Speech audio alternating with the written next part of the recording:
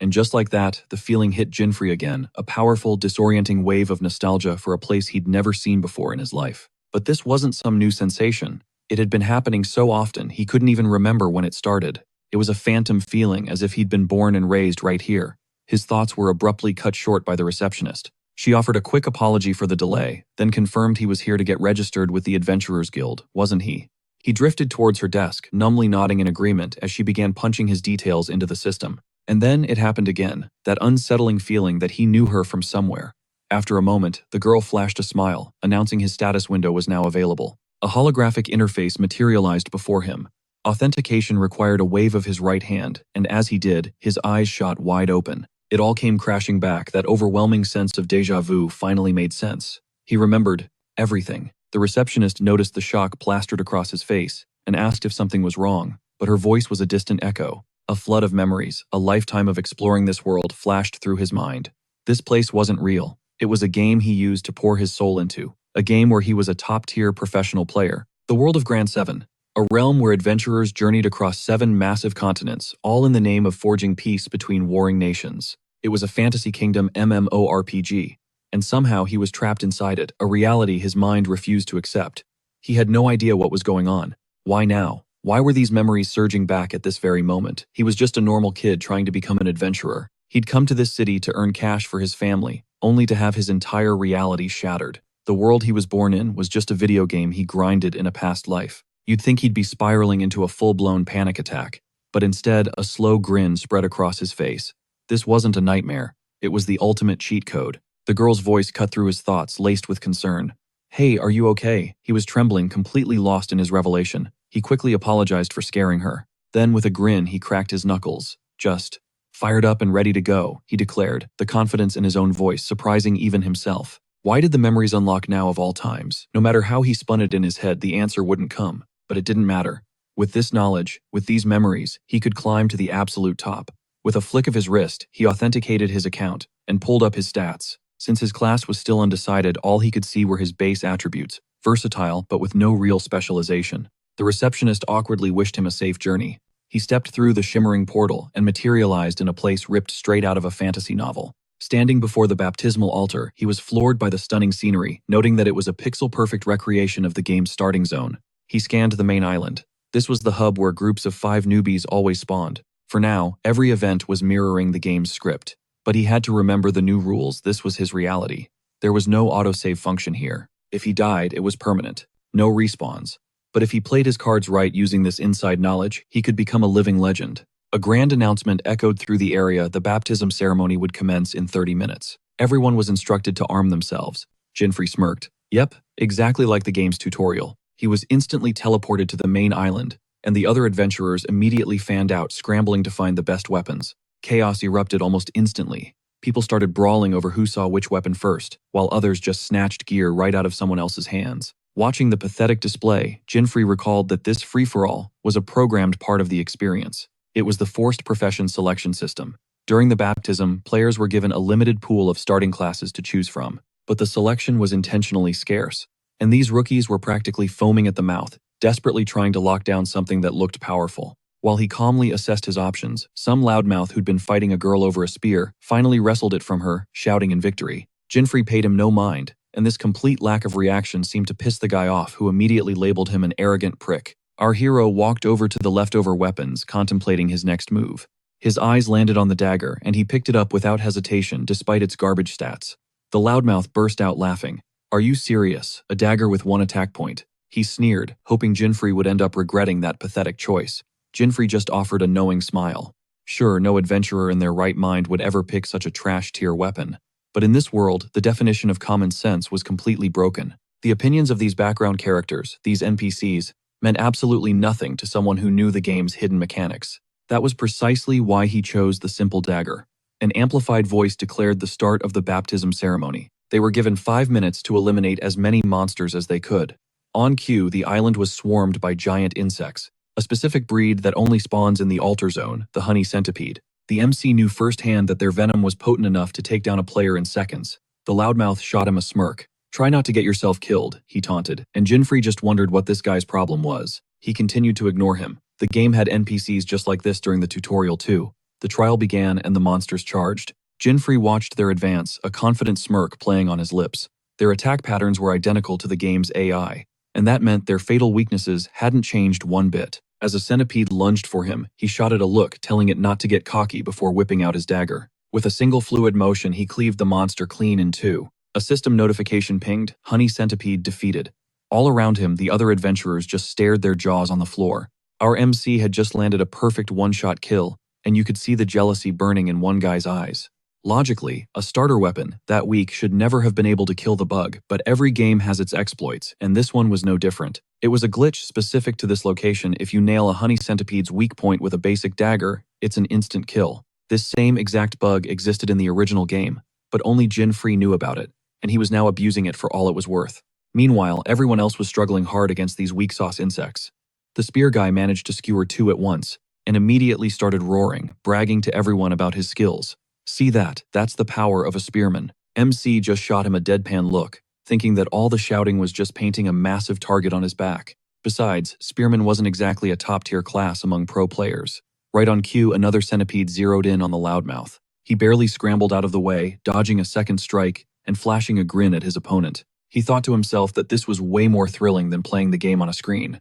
When another bug charged him, he planted his feet, then exploded forward, turning the monster into a shower of pixels.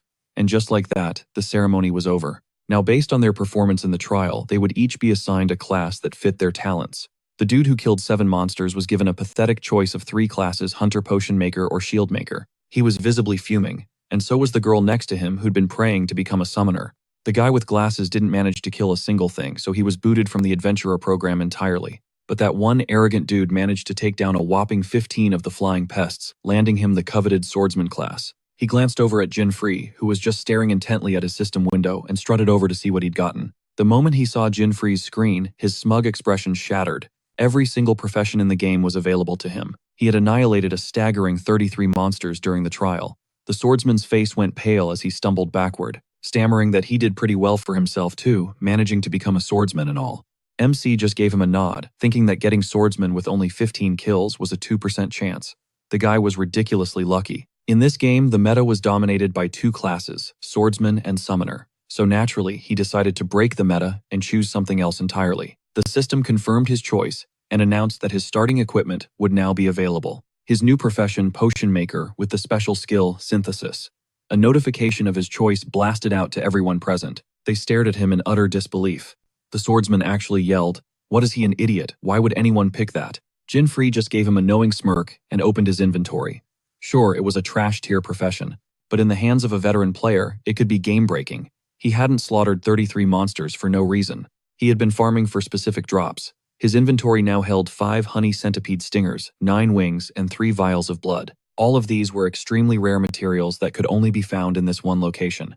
The swordsman just gawked at him, totally confused. Jinfree activated his synthesis skill, combining the stinger, the wing, and the blood with his junk dagger. He forged a weapon so powerful it could shatter the world's balance, a dagger called Centipede, rank unknown, attack power, 66, durability 1500.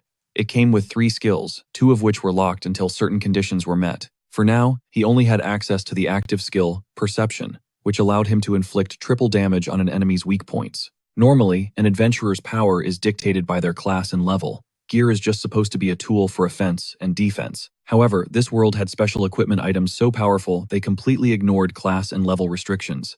Among the pros, these items were known as hidden weapons. With the ceremony complete, he teleported to the first continent, arriving in the city where all new adventurers begin their journey.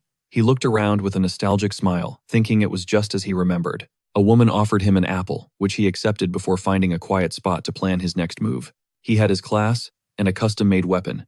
Now it was time to think about the long-term strategy. The goal of this game was brutally simple.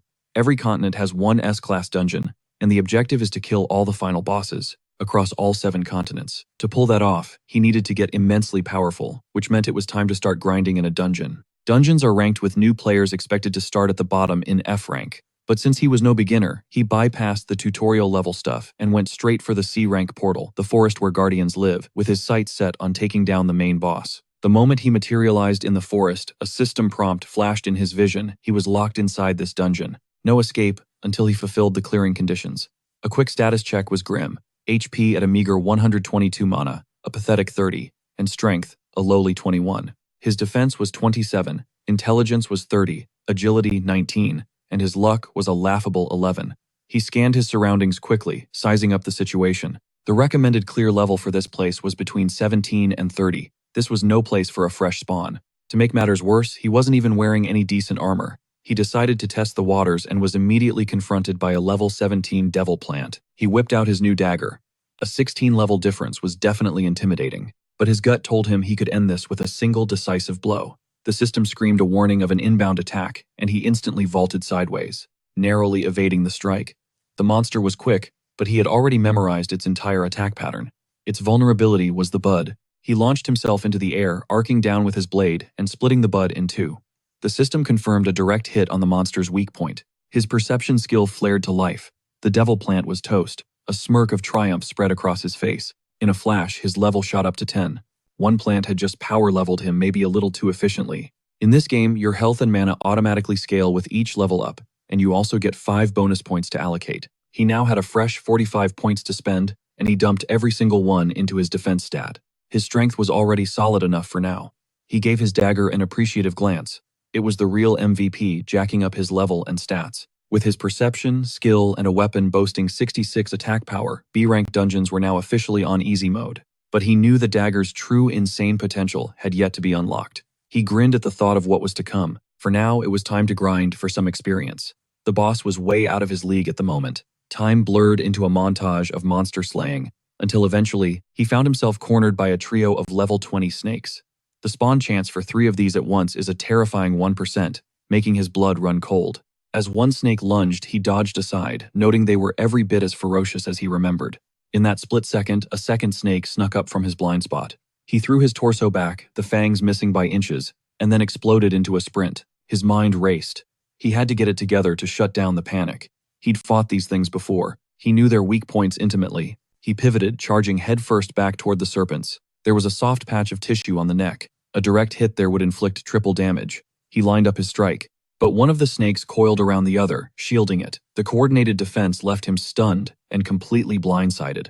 The third snake seized the opportunity. Fangs sank into his shoulder. He cursed through the searing pain and retaliated with a savage swing, severing the monster's head. He instantly dinged to level 13, but a system warning blared across his vision. His health was critical. He had to get out of the hot zone and heal immediately. A single bite had nearly wiped him out, but he had anticipated even this exact scenario. Pumping all those points into defense at level 10 had been a genius move. He was down to a sliver of health, but he was still breathing. The conditions were perfect to activate his dagger's second skill, Centipede. His agility stat skyrocketed to a mind-boggling 190. This allowed him to effortlessly counter the remaining monsters as they rushed in.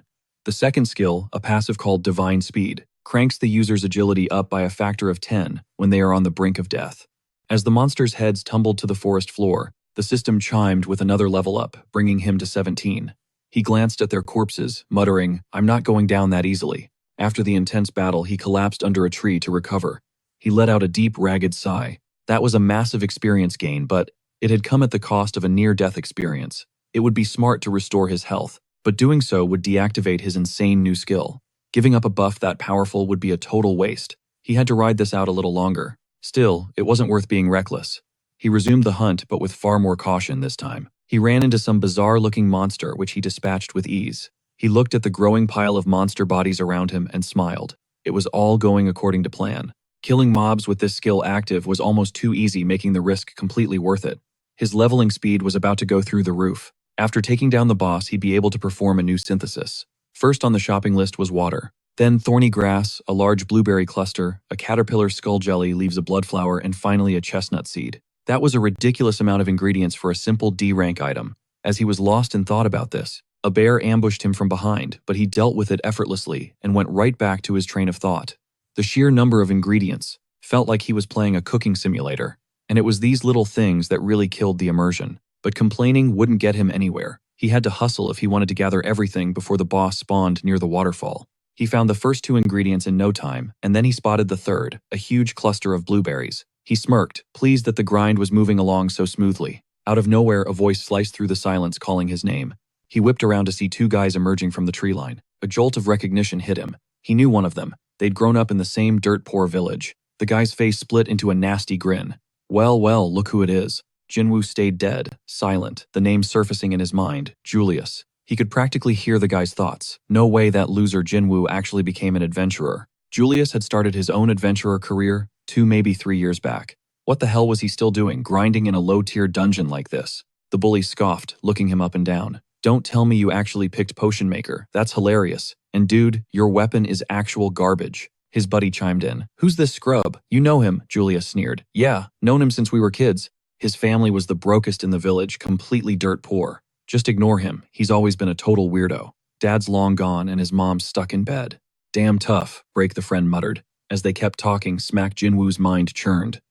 Of all the people to run into, his father had died when he was just a kid, and now his younger sister was the one taking care of their mom. Becoming an adventurer was his only shot at making real money. That's when Julius's voice dripping with venom snapped him out of it. Yo, are you even listening to us? We're talking right to you. And what's with that dead-eyed stare? Man, it looks like you haven't gotten your ass kicked in a long time.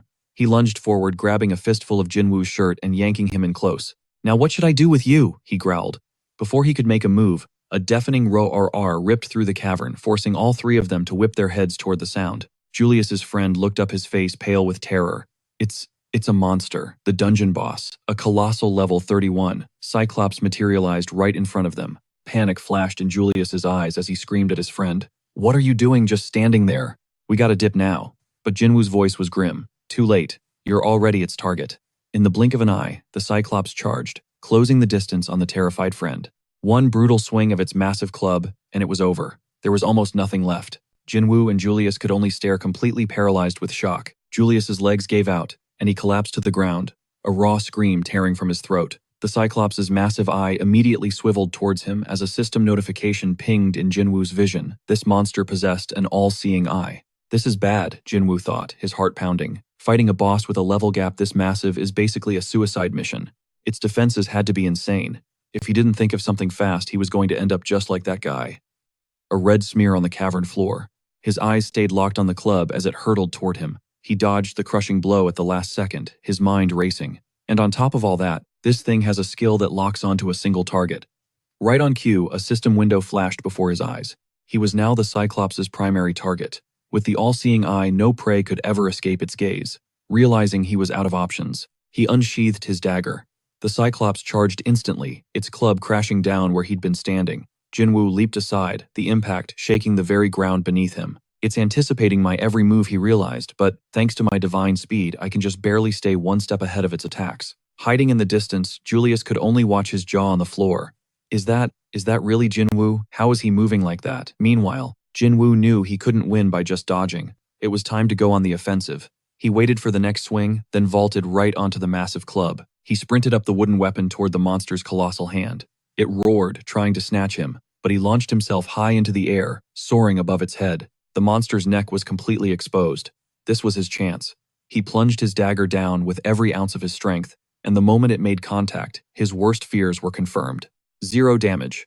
The blade just scraped uselessly against its thick hide. Irritated by the sting, the Cyclops swung its club wildly, forcing Jinwoo to leap back down to the ground. Damn, fighting with a level difference this big is no joke, he thought, catching his breath. All the while Julius was cowering in some nearby bushes. But he hadn't run away. He couldn't look away. How is he so fast, Julius wondered, his mind reeling. Is he using some kind of buff? Jinwoo dodged another heavy blow, a flicker of annoyance on his face. At this rate, I'll never get a chance to craft it. He quickly ran a mental checklist. He had the large blueberry cluster, the thorny grass, and the blood flower.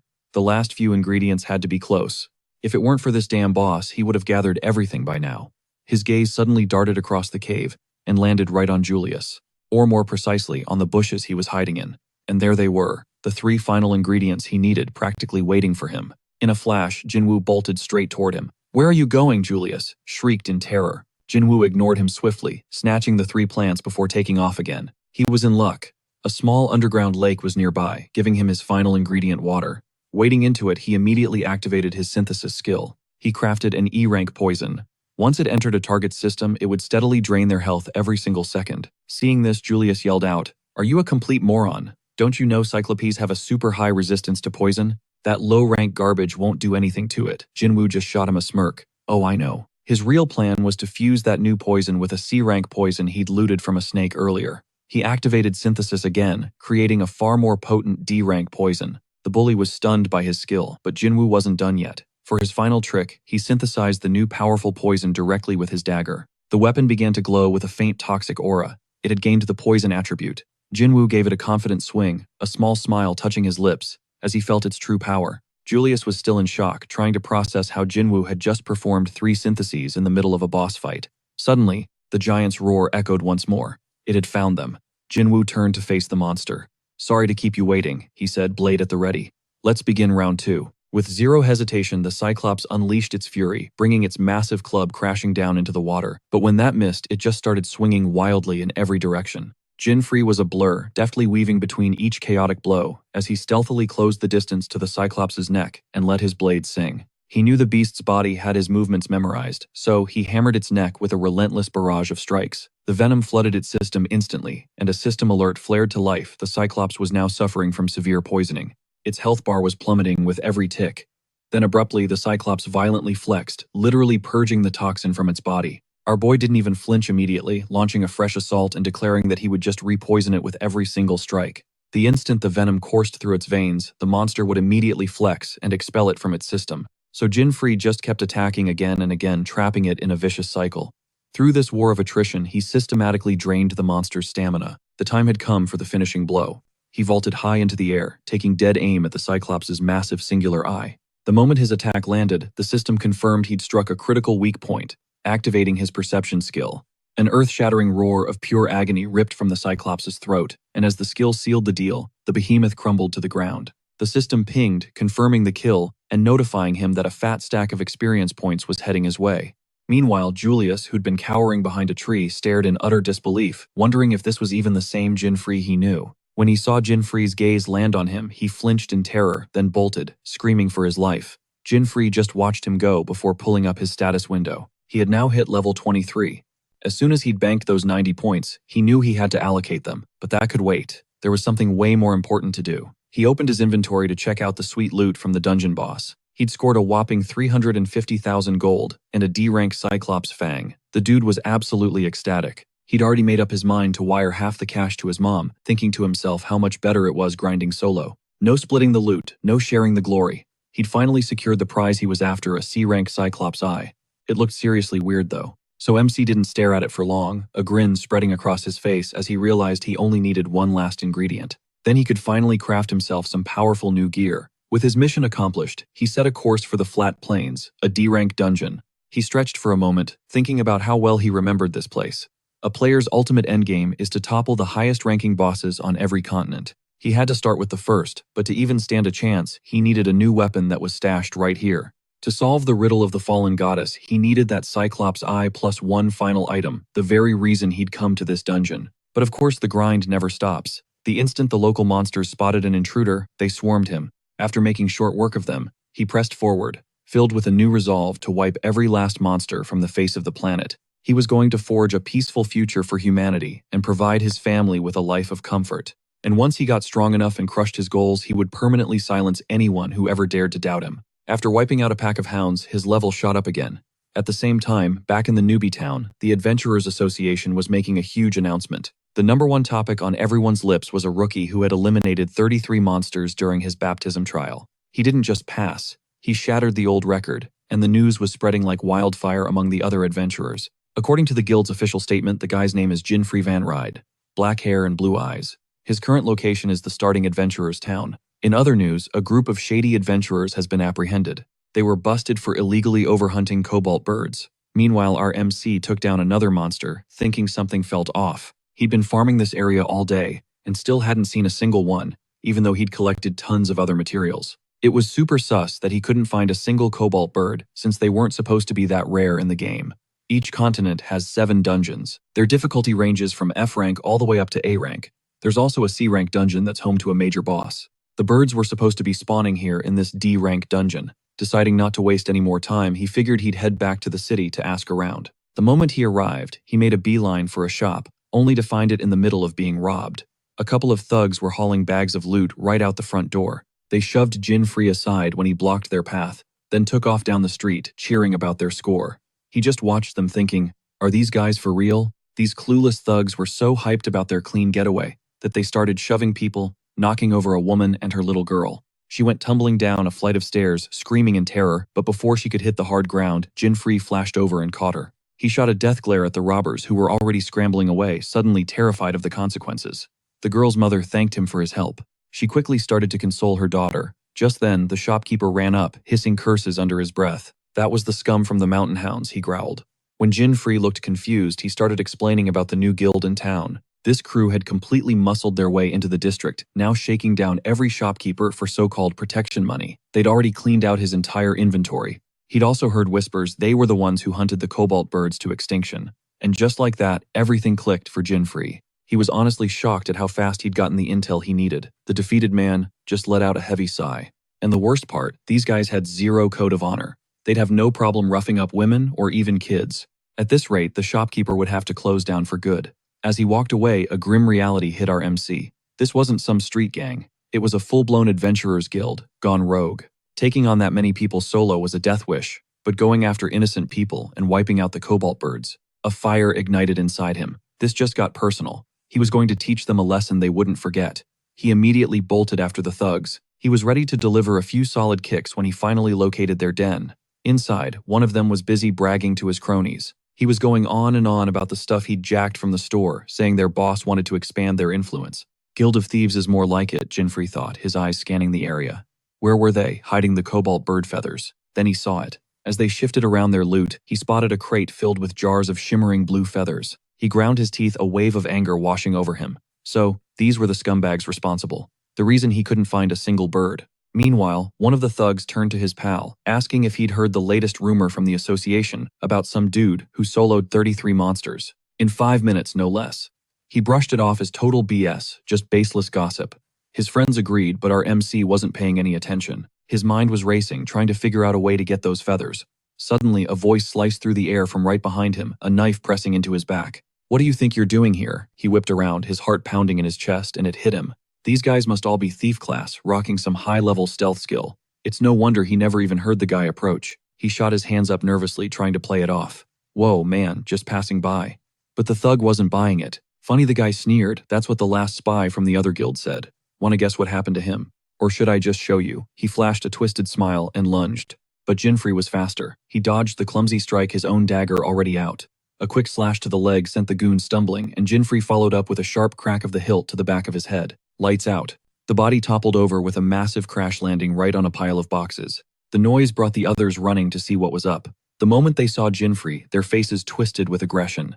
One of them shouted, "We've got another spy from a rival guild." Jinfree immediately tried to shut it down. "Look, I don't want to fight," he pleaded. "I'm just here for the cobalt bird feathers." Then he looked down at the dagger in his hand. Yeah, that probably wasn't helping his case. He went quiet as one of the thugs growled, "You were tailing us."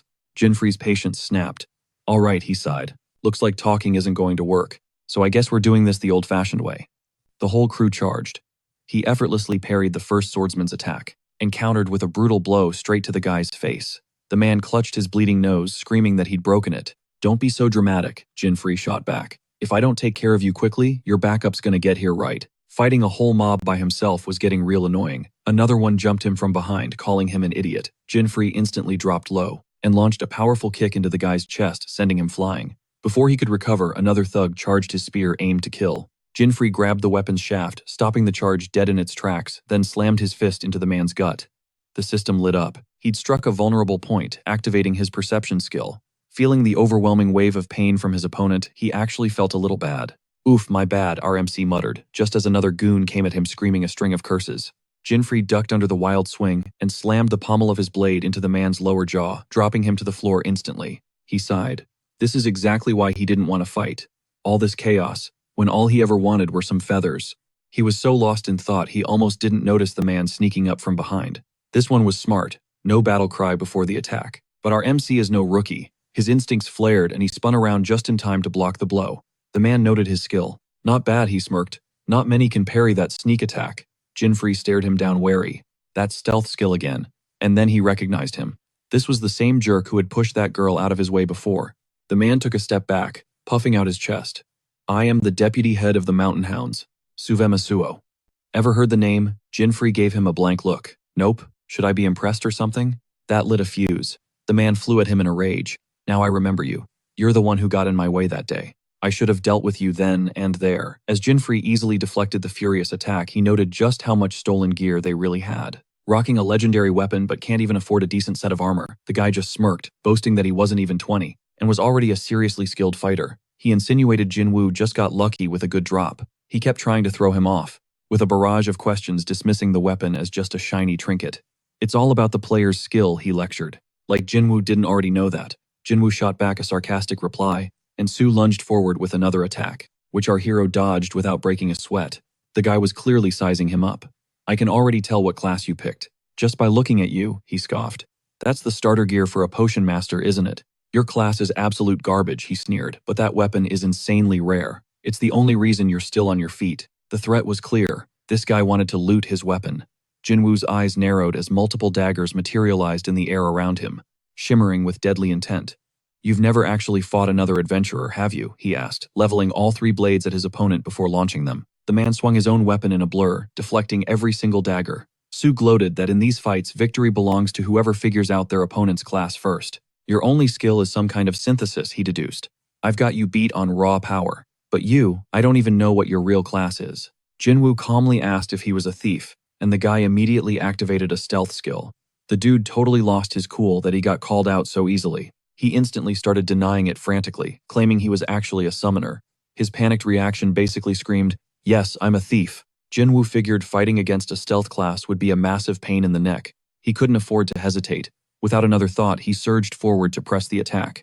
But before his blow could land, 2 more figures shimmered into existence right behind him, their blades already descending. He realized they'd used stealth to sneak up on him. He immediately twisted his body, desperately dodging their coordinated assault. He needed to create some distance, and in a chaotic scramble, the hilt of his dagger accidentally slammed right into the deputy leader's groin. A system notification flashed, "Critical hit. You have struck the opponent's most vulnerable point." Perception skill activated. The guy was hit with a wave of unimaginable agony. He let out a blood-curdling scream, so loud it shattered the windows in the nearby buildings, before he collapsed completely unconscious. His buddies rushed over to him in a panic. The sight of their friend, with his eyes rolled back, foaming at the mouth, sent a chill down their spines. Jinwoo offered a not-so-sincere apology, claiming it was an accident. Then he slowly walked towards them, his voice dropping low. "This fight isn't over yet. If you don't want to end up like him," he warned, "give me the cobalt bird feathers. Right now." Terrified, the guys scrambled for the box of feathers. But just then, a whole mob of reinforcements arrived, led by the first guy who started all this. He pointed a shaky finger at Jinwoo, yelling, "That's him. He's the one who attacked us. He's definitely a spy from a rival guild." Our hero just sighed nervously, trying to explain that they had it all wrong. But it was too late. The entire angry mob drew their weapons. One of them snarled, "You've got some nerve attacking the mountain hounds." His buddy then spotted the body on the ground, foaming at the mouth. His eyes widened in horror when he recognized the deputy leader. "What happened to him?" he screamed in a panic. But the deputy leader was out cold, giving no response. One of the guys gasped, "I can't believe he actually took down Su," but his friend immediately shot back. "No way, that's impossible. He was probably drunk again," the friend insisted. "That's the only way he could have lost. No one could beat him when he's sober." Jinwoo just gave a nervous smile. He thought to himself that the guy definitely hadn't been drinking. He was just way too arrogant for his own good. Finally, the guild leader pushed through the crowd. He'd come to investigate the commotion, and his members immediately swarmed him, all talking at once. Meanwhile, Jinwoo was sizing up the newcomer, wondering if this was really the leader of the guild. The man demanded to know who attacked his people. His subordinates all pointed at Jinwoo. It was him. He even took down Su. The guildmaster gave Jinwoo a long, calculating look, sizing him up from head to toe. "My guys can be real jerks sometimes," he admitted. "But what could you possibly have against another guild to beat them up this badly?" When Jinwoo explained he wasn't part of any guild, the man just smirked. "So, you're telling me you took down my whole crew by yourself?" After Jinwoo confirmed it, the guildmaster let out a huge laugh, and to everyone's shock invited him to join their guild, leaving Jinwoo completely stunned. The other members started shouting at their leader, clearly furious with his decision. "Look," he said, silencing them, "normally I'd beat you to a pulp and make you apologize. But any guy who can take down Su is someone I can't afford to let walk away." He strolled over and threw a friendly arm around Jinwoo's shoulder. "What's the matter? Cat got your tongue? Are you that happy you can't even speak? Let's all go grab a drink," he declared, to celebrate you joining the guild. But Jinwoo had finally had enough. He aggressively ripped the man's arm off his shoulder.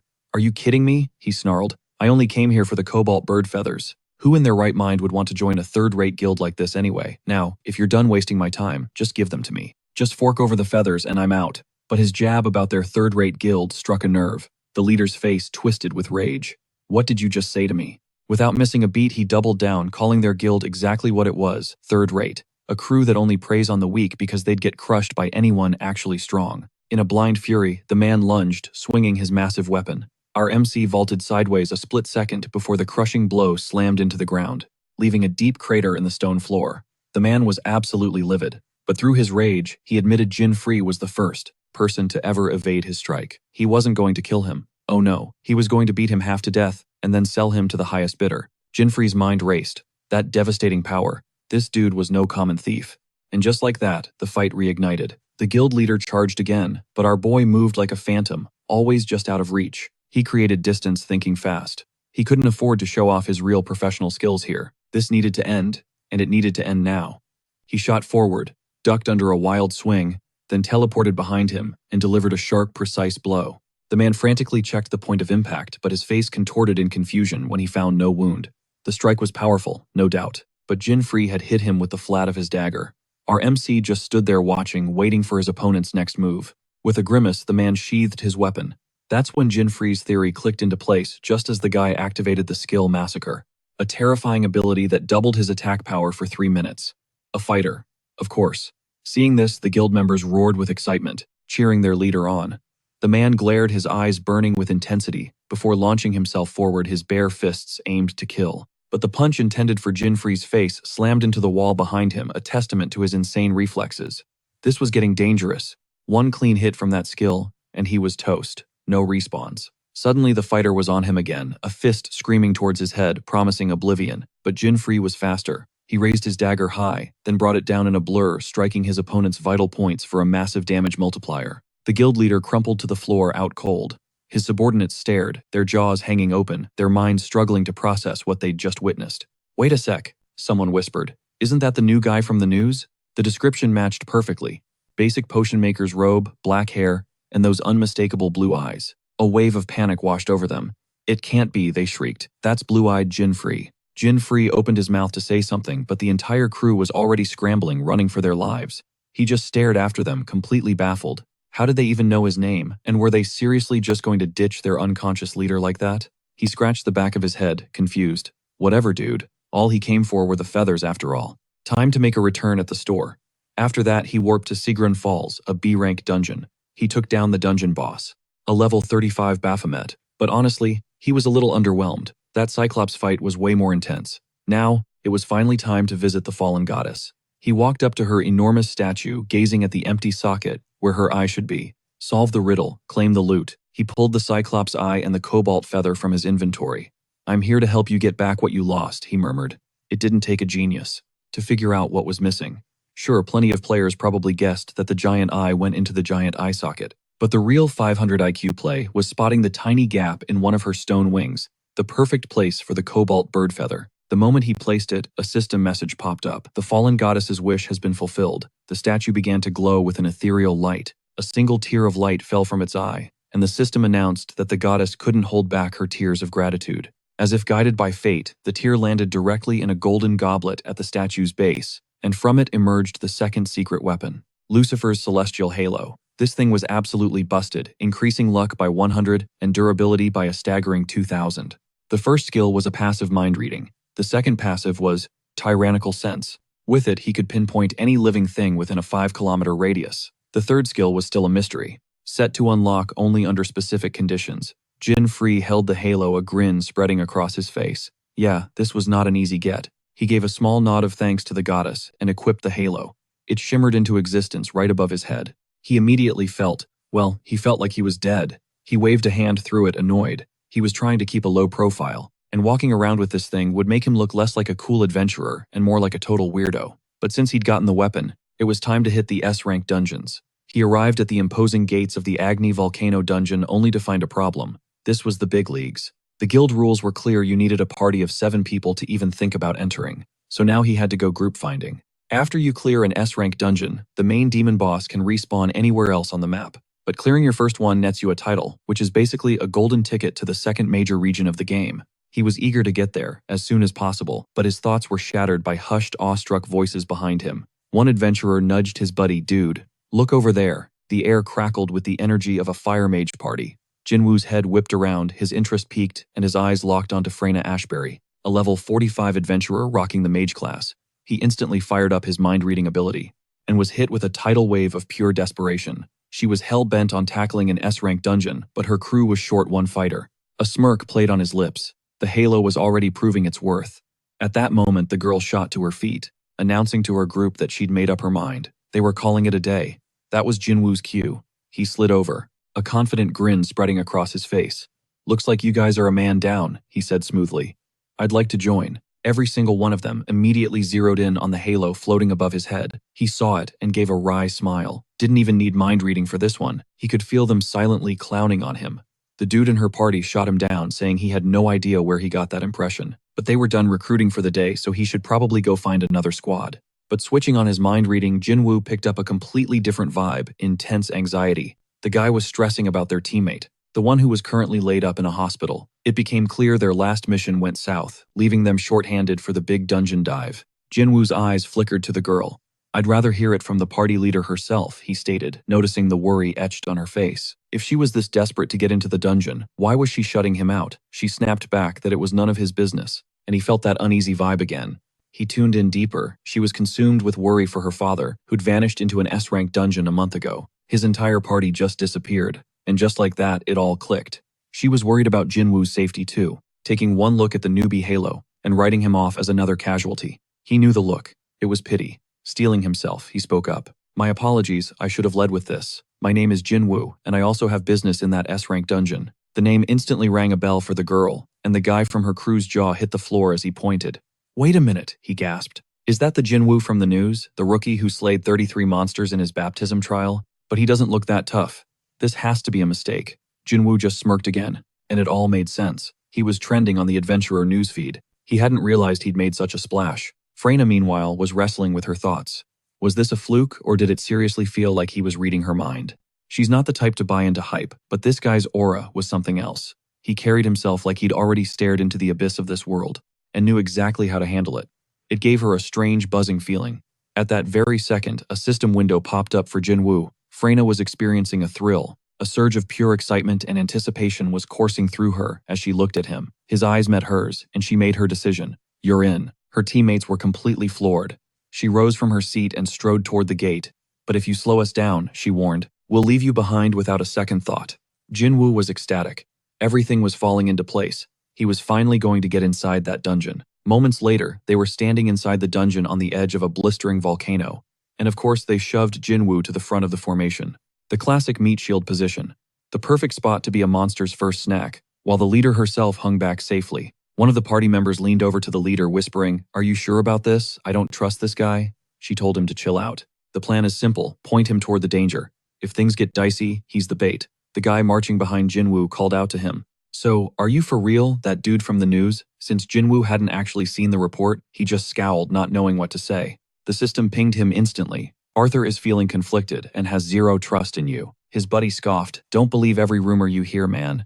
Does he really look like the guy from the news?" A halo doesn't exactly scream legendary warrior. Jinwoo's patience was wearing thin. This halo might look ridiculous, but its utility was off the charts.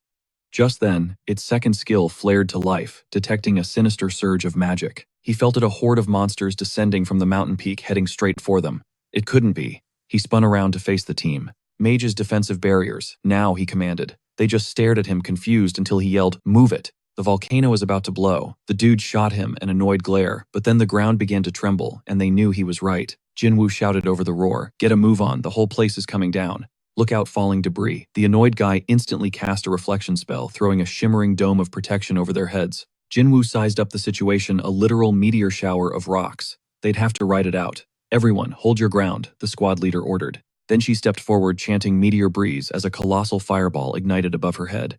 With a powerful swing of her staff, she launched the searing orb into the cascade of falling boulders, blasting them out of the sky to protect her crew. Jinwoo watched her impressed. He made a mental note, a fire elemental who could effortlessly counter a rock slide that massive. But just as the thought crossed his mind, the ground beneath them shattered. Model. The ground suddenly splintered open, and Arthur plunged into the chasm, but MC lunged forward, snagging his hand at the last second. Arthur's eyes widened in sheer terror as he stared down into the endless black. Just then, The very rock Jinfrey was clinging to crumbled beneath his weight, sending both of them hurtling into the abyss. By some insane stroke of luck, something soft broke their fall. Turns out a colossal, fluffy bat was just chilling at the bottom of the cavern. MC heaved a sigh of relief, thinking they seriously lucked out. As a bonus, the halo pinged, adding a clean 100 points to his luck stat. But their living cushion was not happy about the rude awakening. The second the monster glared at them, Jinfrey knew they had to bounce. Now, the moment they scrambled off its back, the bat flew into an absolute rage.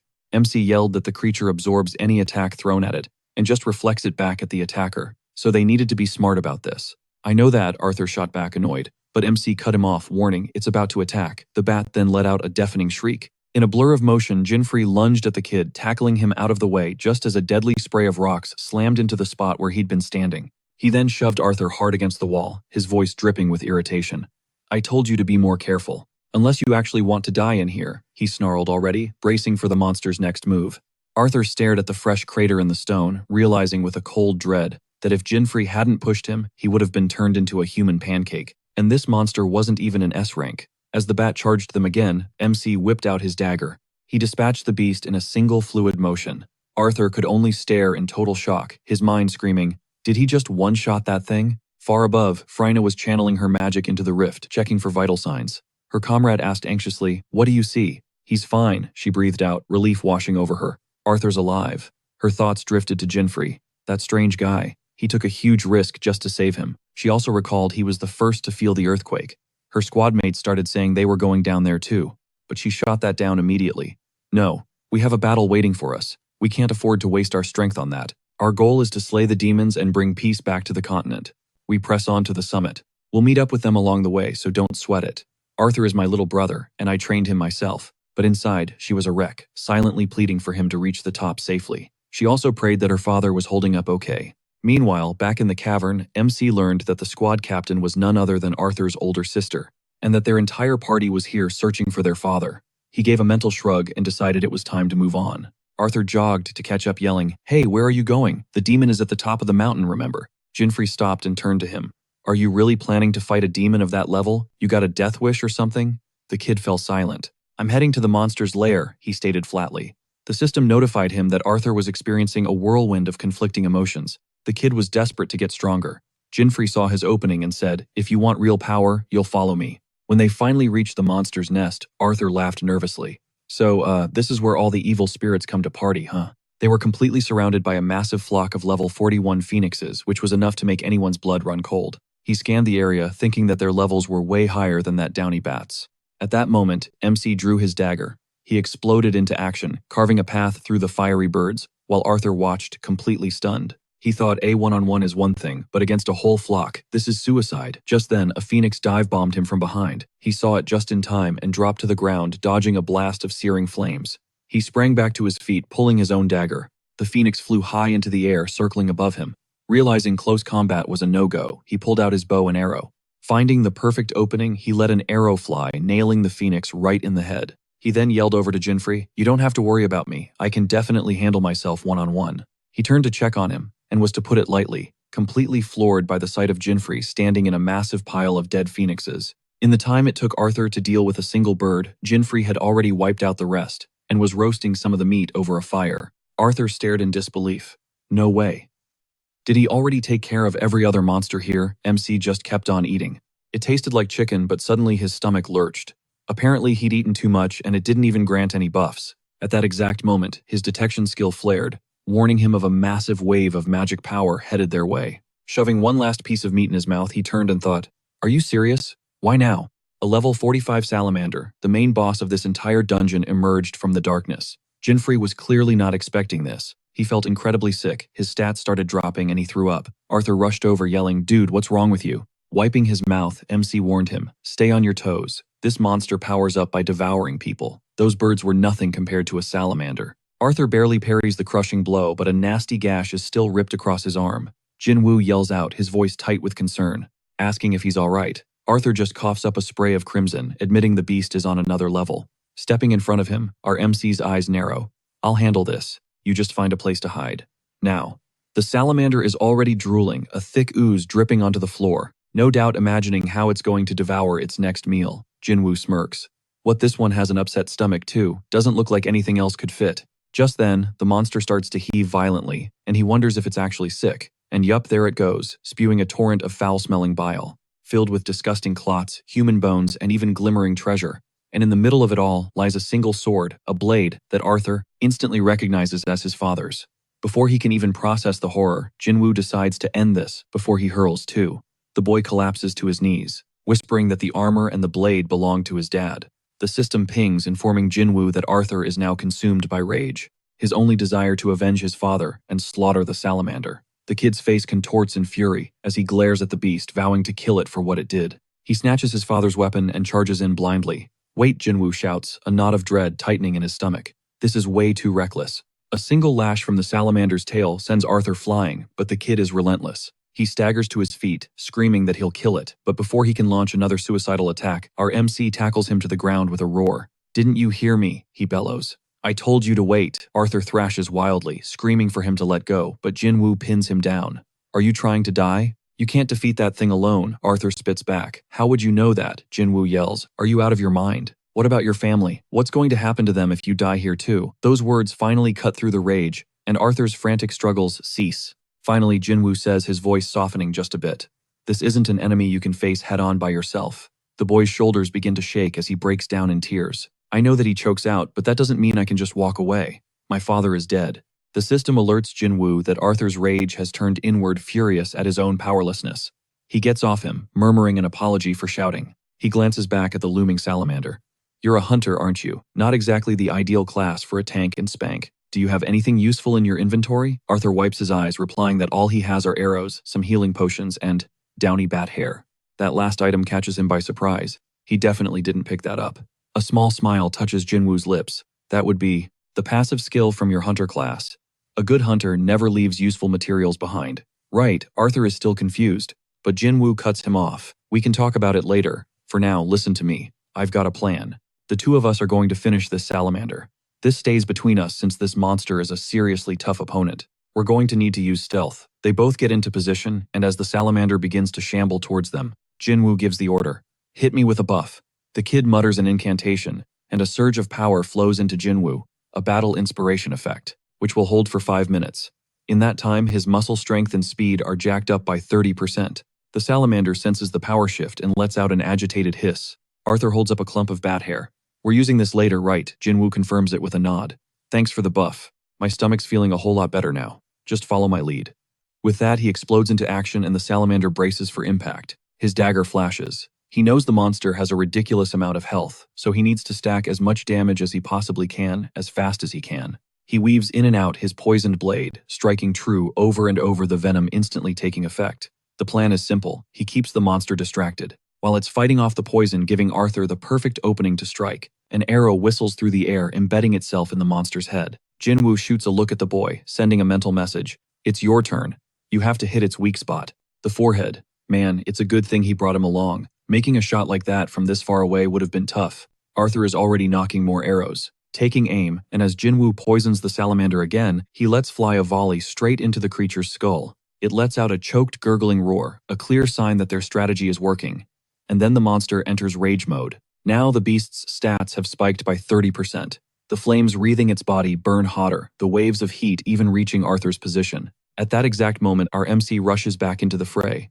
He smirks, thinking that while all of the salamander's stats are boosted, this is precisely where the bat fur will come in handy. As the salamander's tail whips around to crush him, he shoves the clump of fur forward, blocking the massive blow. He grins. "Good thing we were prepared." In this enraged state, its weak points have changed. It's not the forehead anymore. Now it's the front legs. He had already briefed Arthur on this part of the plan. And right on cue, Arthur aims directly for that spot. The instant an arrow pierces one of its legs, Jinwoo's dagger flashes, severing the other. The poison spreads like wildfire through the monster's system. A system notification flashes. Mind's Eye has been activated. As the monster lets out an ear-splitting shriek of agony, they descend on it, a whirlwind of blades and arrows from all sides. Victory was in their grasp. The colossal salamander teetered on its last legs, and Arthur, sensing the shift, ceased his relentless assault. Our hero closed the distance, noticing the inferno that once cloaked the beast had dwindled to a mere flicker. This creature was hovering on the edge of oblivion, but if it managed to siphon the surrounding flames, it would kickstart a terrifying regeneration. Right on cue, a system alert flashed, self-resurrection mode activated. The salamander's health bar began to slowly tick upward. The flames around it roared back to life, and a cold dread washed over Arthur. This fight was far from over. If that thing fully recovered, there was no way they could put it down in the next 5 minutes. They had to end this now. He took aim, shouting a warning to Jinfrey, who just glanced at the raging monster and cracked a smile. Bet, he said, already charging in. Let's finish this oversized lizard for good.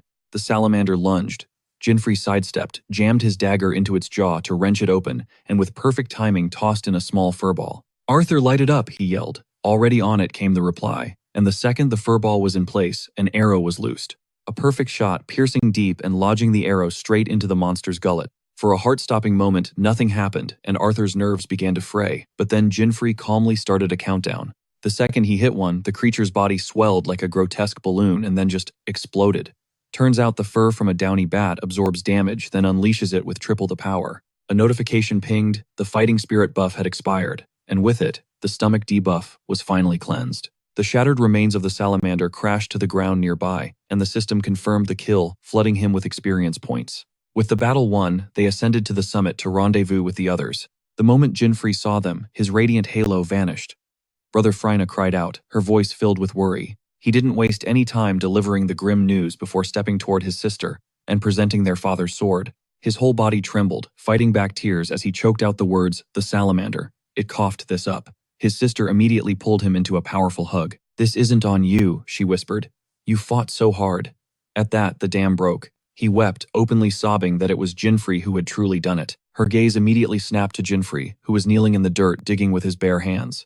It clicked for everyone at once he was making a grave. They silently joined him, Phryna's own tears now falling freely as they built a stone cairn, placing the sword in the center to say their final goodbyes. Jinfrey stood apart from the group, watching Arthur, and finding himself lost in a painful memory of playing with his own sister as a child. And the moment their mother burst into the house with devastating news, Phryna's voice snapped him back to the present.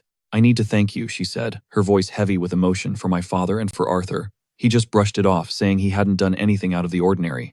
"Arthur can handle himself," he added. The guy shook his head. "I'm not a fool. I know exactly how skilled you are. If you hadn't been here, I'd be dead." "No cap," Arthur confessed. "You're way stronger than the stories say. It's unreal." Jinfrey quickly shifted gears.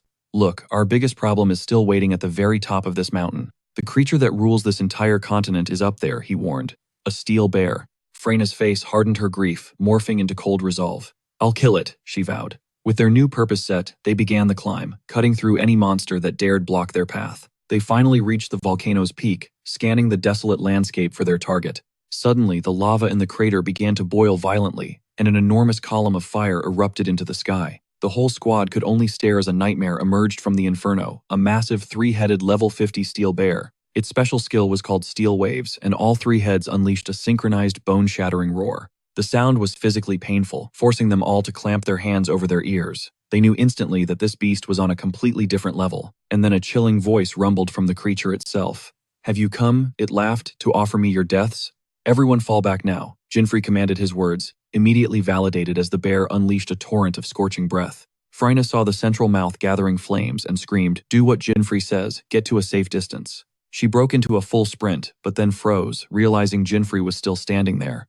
"What is he doing?" she shrieked in terror. He simply gave a trademark smirk before the monster's firestorm completely engulfed him in a blistering inferno. The rest of the team scrambled behind a barrier as the tidal wave of heat washed over them. When the blast subsided, Arthur couldn't see Jinfrey anywhere. "Jinfrey," he screamed into the thick, choking smoke. The bear chuckled, a deep, menacing sound. "It seems one of your friends wasn't fast enough." In that heat, not even ash remains. The party emerged from cover, their hearts sinking, believing he was gone. But our MC isn't so easily taken out. As the smoke finally cleared, the bear's triumphant laughter died in its throats. There, in the exact same spot without a single scratch, stood Jinfrey, looking very much alive, and leaving the 3-headed beast utterly stunned. That phoenix meat he scarfed down earlier, it just saved his life. The fire protection kicked in, and somehow, Jinwoo made it out alive. He just smirks, taunting the monster like, "Is that all you got?"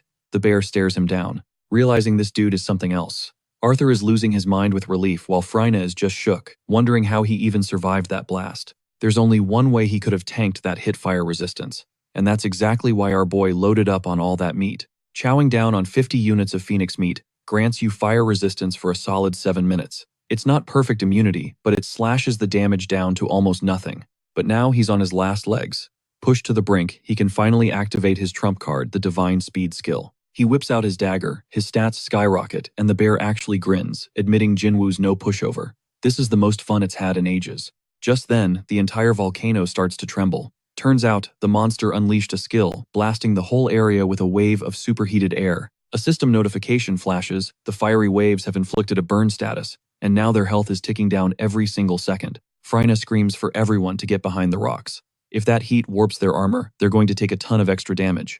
They scramble for cover, and Arthur thinks to himself that they came prepared for the volcanic zone with everything they needed. But surviving the environment is one thing, beating this demon is another. And through it all, Jinwoo is cool as a cucumber. Thanks to his fire resistance, the burn status is barely scratching him. Our MC looks the beast dead in the eye, telling it he was ready for this. The steel bear scoffs, saying Jinwoo's built different from the other humans. He actually thinks he can just tank its fire. If you're that arrogant, it snarls, it's time you learned a lesson. The flames around it erupt as it plunges back into the molten lava. One of the party members whispers, "It's starting." Jinwoo, meanwhile, just braces himself. His eyes are glued to the bubbling lake of fire, his mind focused on one thing, tracking its every single move. Without warning, the massive beast erupts from the flames. Its claws slice through the air inches from his face, a special attack. He throws up a desperate block. The shockwave alone slams into the party's cover, and Freyna can't believe its insane speed. The monster glances back at him, a wicked look in its eyes, and says that a move like that can easily be turned against him. Now he's got Jinwoo's attention. The beast then leaps fully from the lava, announcing that this is all getting a little boring, so it's time to shake things up. It sinks back into the fire, its voice echoing, "Think you can parry this?" The voice is now coming from underground, totally freaking out the party. Arthur yells over, "Jinwoo, what the hell is happening?" Jinwoo tunes him out, closing his eyes to concentrate. Suddenly, the bear bursts from the ground right behind him, lunging for the kill. The party screams, thinking he's done for, but he sidesteps the ambush perfectly thanks to his mana detection. Everyone's jaws are on the floor. The beast is just as stunned. Our MC slowly turns, sizing up his enemy, realizing how quickly it's calculating its next move. "Not bad," Jinwoo says, calmly. "Too bad I know your whole playbook." The bear roars back, telling him not to get cocky. That was just luck. It vanishes back into the ground, its voice promising that his luck is about to run out. "You can keep defending, but you'll never get a chance to strike back." Jinwoo just smirks. "Less talking, more fighting," he says, getting into his stance. With mana detection, he can pinpoint its location. With divine speed, he has the reflexes to counter. He closes his eyes and tells himself to just remember. He's run this simulation 1,000 times before. The ground beneath him begins to crack, and Arthur starts to panic. But when the bear explodes from the earth, it's shocked Jinwoo isn't there. He's already launched himself into the air, diving straight down at it. He brings his dagger down in a devastating arc. The attack is so sudden, the beast barely even registers what's happening. And then our boy drops the coldest line imaginable. "Who said I wouldn't have time to counterattack?" The beast is literally speechless while Arthur is screaming about how sick that was. The monster just points a claw at him, seething. That was one attack. "Don't get ahead of yourself. You are not getting in my way." That line throws Jinwoo for a loop. He's never heard it before. As the beast dives back into the lava, he forces himself to focus, knowing now is not the time for questions. He has to pull it together. The second the monster bursts from the ground again, Jinwoo lands another perfect critical strike. Cursing, the beast thinks, How did he know exactly where I'd pop out?"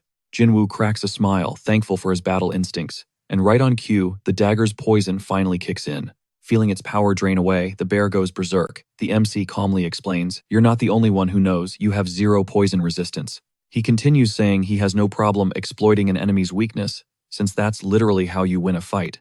A squad member just mutters, "He's an absolute monster." Freyna thinks about how even massive raid parties are terrified of demons, yet Jinwoo is standing here with unshakable pride. Jinwoo taunts his enemy one last time, "You better hurry up. Soon you won't even have the strength left to attack me." Because of the poison, it isn't going anywhere.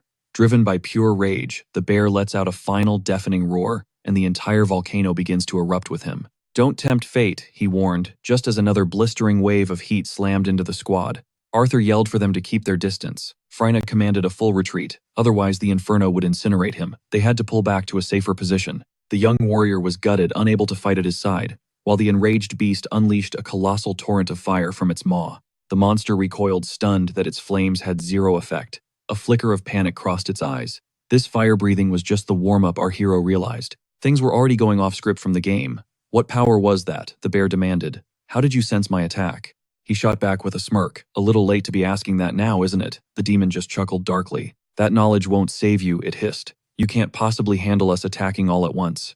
Jennifer's face went pale. This wasn't part of the plan. A wave of dread washed over the squad. Then, the impossible happened. The bear blurred, splitting into 3 identical monsters, and our hero could only stare in disbelief. Okay, he thought, his heart pounding, this definitely wasn't in the game. With that, the 3 clones dove straight into the molten lava. He observed that even with triple the numbers, their attack patterns were identical. But knowing what's coming and stopping it are 2 different things. This was going to be tough. Suddenly, a demonic voice echoed from right behind him, snarling, "You're first." He spun around instantly. As a beast erupted from the ground beneath him, he threw himself sideways, barely dodging the crushing blow. He realized his foresight skill was the only thing keeping him alive, but he was on a razor's edge. One more hit, and it was game over. Just then, a second beast lunged at him. He dodged again, a desperate leap, thinking this entire fight was an absolute powder keg. "Thanks for the entertainment," the lead bear sneered. "Don't you worry. Your pathetic little friends will be joining you in death soon enough." He tried to focus, but a third demon materialized directly behind him, roaring, "It's over." Jinwoo had no time to react, but Freina did. A flash of arctic light, and she blasted it with a cold explosion spell. A massive shard of ice impaling the demon's paw. She stepped out from the shadows, her voice dripping with contempt. 3 on 1. A little pathetic, don't you think? And who are you calling worthless? The demon, teeth bared in fury, launched itself at her, screaming, "I'll kill you." But our hero was already moving. In a blur of motion, he intercepted the attack, delivering a clean, fatal strike. The demon's head went flying. Jinwoo turned to the girl. "Consider us even." A grim smile touched his lips. "Now, let's finish this. 2 to go." A system notification flashed. Active skill Inner Sense has been triggered. 1 steel bear has been defeated. Arthur pumped his fist into the air, screaming with joy. It worked. At the center of it all, our protagonist stood, panting, weapon in hand. 2 left. The thought had barely crossed his mind when the next steel bear vaulted toward him, roaring in fury. "How dare you kill my brother?" The protagonist pivoted sharply as the bear closed in its voice, a guttural threat. "I'll tear you to shreds." In that split second, our hero raised his sword, preparing for impact. He braced, blocking the ferocious assault. Behind him, Freina was already weaving a magical sigil, shielding herself from the shockwave. He glanced over his shoulder. "You could have just used your ice magic, you know," she scoffed, her fire magic flaring. "My fire affinity is way higher than my ice," he pressed. "Are you sure you're okay at that range? Won't the heat waves get to you?" She confirmed she had a protective buff active, but admitted it wouldn't hold for long. "Got it," he replied. "Don't move an inch."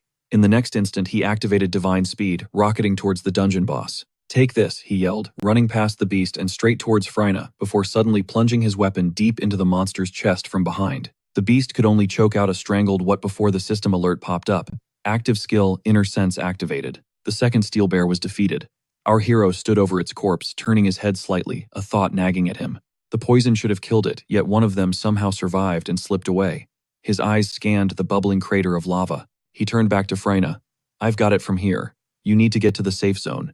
"Wait," she insisted. "Let me give you a hand. It's time I showed you my solar flame ability." She cast a brilliant magical symbol over him. The system lit up. "Thanks to solar flame, your attack power has been tripled. Fire resistance has been massively boosted, including equipment resistance. Triple my attack and fire resistance," he thought, feeling the power surge through him.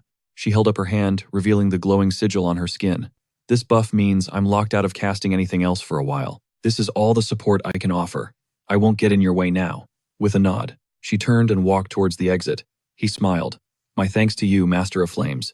Meanwhile, deep within the lava, the last steel bear seethed. "Damn it," it growled, clenching its claws. "I let my guard down. I'll just recover my strength down here. Then I'll grind those insects into paste." At that very moment, a voice cut through the molten rock. "How much longer are you gonna nap down there? Don't you think it's time we finished this little game of hide and seek?" The bear looked up, and standing right before it was the protagonist, and screamed in disbelief. "Wait, this is magma. How could a normal person even get down here?" But our hero just gestured as if to say, he's fine." The demon was shook, thinking, "There's no way. A mere human can't possibly take me down." And in that exact moment, our protagonist diced him into a million pieces. Up above, the rest of the crew huddled by the crater's edge, one of them yelling in terror. "It's an eruption." Freina stared into the abyss and corrected him. "No, that's..." But before she could get the words out, Arthur screamed Jinfrey. Just then, Jinfrey vaulted over the edge and the team swarmed him, shouting, "Is he okay?" Jesus cried out, his voice laced with panic. "Is it over?" The guy next to him yelled. "Someone get a recovery potion over here." Now another demanded. "It's done," Jinfrey confirmed. Arthur pressed him. "The demon, is it really gone?" Jinfrey nodded. "Yeah." Arthur immediately whipped his head towards Freina, calling out sister. She looked back at him, her expression questioning. "Yes." He continued. "Maybe. This can be a tribute to Father too." In the next instant, system windows materialized before their eyes, announcing level 50 Steel Bear has been defeated. Rewards and experience have been distributed. A sly smile crept onto Jinfree's face. Excellent. He was already thinking about that sweet 800,000 gold reward. The system notification detailed the loot. Reward, 800,000 gold. 1 hard bear claw. S rarity. 1 huge bear fang A rarity. A rare claw and fang. Jinfree thought exactly what he'd been hoping for. That's when Freyna turned to him asking, Jinfree, how can we possibly thank you? Arthur jumped in. For real, without you, we would have been toast. We wouldn't have even made it to the summit. The gratitude was pouring off him, but Jinfree just waved it off. No need to thank me, it wasn't all my doing, Freyna insisted. Well, given that we worked together, I honestly feel ashamed taking any of the reward for killing that demon, she confessed. He replied, Don't be. You absolutely earned your share for the buff you cast on me. It was a game changer at the end. She smiled, thinking to herself, maybe without my help, he really couldn't have pulled it off. Then her eyes flicked to the system window as she added, but I still want to give you something. From the items I got, here a medium homothermal stone B rarity. Jinfree's brain short-circuited. Wait, what? Then, his face lit up. Awesome. She just stared at him, completely baffled. He jabbed a finger at his own system window and proposed, You want to trade this for my hard claw? Her eyes widened in shock. Trade, but you can only get this item on this continent. Jinfree just spread his arms wide, saying the homothermal stone was way more valuable to him personally. But, if you're sure, she stammered, then I don't mind. I can just give it to you. He perked up, his voice full of excitement. For real. He then grabbed the system window, his mind racing. Holy crap, I actually got the homothermal stone. Freyna watched him, thinking that this guy was a total enigma. Just then, a system alert popped up. You sense Freyna's favor. A wave of sympathy washed over her. She smiled as she watched him. But from behind, Jesus glared, muttering with pure irritation. Damn it. Another system alert flashed. You sense envy. It was obvious Jesus had a thing for Freyna. Jinfree thought, this is getting awkward, but then he remembered his prize. The main thing is, I got the homothermal stone. Next stop, the City of Desires on the second continent. Sometime later, he was standing on a bustling city street. So this is it. He had arrived on the first great continent. In the central city of Robbery, Freyna stood before him, noting that it was their first time back home. Since everything that went down with their father, she suggested they should meet up again soon. Arthur stepped forward. Jinfree, I'm going to train like crazy so I don't fall behind. Seriously, man, thank you for everything. Jinfree just gave a slight nod. Yeah, sounds good. After they said their goodbyes, he headed off in the other direction, his mind already on his next move. He couldn't believe how easily he'd scored the homothermal stone, the very item he needed to come to the first great continent for. Even with all the memories from his past life, he was thrilled that everything had lined up so perfectly. First things first, he wired some money to his family. Target locked. After trekking through the wilderness, he finally stood before the massive rift, bridging the first and second continents. The crowd buzzing around the gate was losing it. Yo, isn't that the guy who soloed the demon? No shot is that actually him. Basic alchemy gear, check. Everything was falling into place. But just as he was prepping his inventory, a holo screen popped up. System alert, first demon subjugation confirmed. The game officially recognized his victory. Next stop, the second continent. He stepped into the portal, his body dissolving into pixels of light. The bystanders gasped. Whoa, he actually warped. Did they hallucinate that? Nope. In a blink, he materialized in the heart of the second continent, the city center, also known as the Prison of Desires. He shoved a hand in his pocket, cool as ice. Touchdown. Immediately, a system window flashed in his face. New message received, Amelia. He scratched the back of his neck, totally confused. Huh. How is she reaching me all the way out here? Her video feed flickered onto the floating screen. Hey, big bro. He leaned in concern, washing over him. Amelia, is everything okay? I don't know how to say this, she stammered, looking absolutely terrified. I just saw the bank notification. That is an insane amount of cash. Where are you? What did you do? Her voice trembled. Please tell me, it's not illegal work. He waved his hands frantically. Whoa, chill. No. He bit his lip. He was keeping the whole dangerous adventurer life on the down low. If she or mom found out he was risking his life, they'd freak out. Suddenly, Amelia's voice cracked through the speakers. Hey, are you listening to me? He softened his expression. Yeah, I'm here. It's totally legit work, I promise. She sighed relief, washing over her, but then her face darkened. It's about mom. She's not doing well. The call ended. He slumped onto a nearby bench, the weight of the world crushing him. Her treatment bills are going to be astronomical. He couldn't stall any longer. He needed a miracle. Suddenly, he overheard two guys chatting nearby. We gotta hit the auction house. Word is they're selling some rare loot. A high elf tier. The protagonist's ears perked up. A high elf tier. He quickly pulled up the item database. This is it. An elixir containing the essence of a universal panacea, it could cure literally any illness. It was basically non-existent on the second continent. But if he could snag it, Mom would be saved. The auction was his only shot. But this is where the whales play. A high elf tier is going to go for millions. Getting his hands on it would be a total nightmare. Doesn't matter. He has to get in that bidding war. But first, he needs capital. Serious capital. Cut to the snowy plain. A rank E dungeon on the second great continent. He trudged through the drifts, scanning the white horizon. Usually high-level dungeons are the meta for gold farming, he muttered. But he had a different play. A sly grin crept across his face. Bingo, he spotted a level 62 stray cat wandering the snow.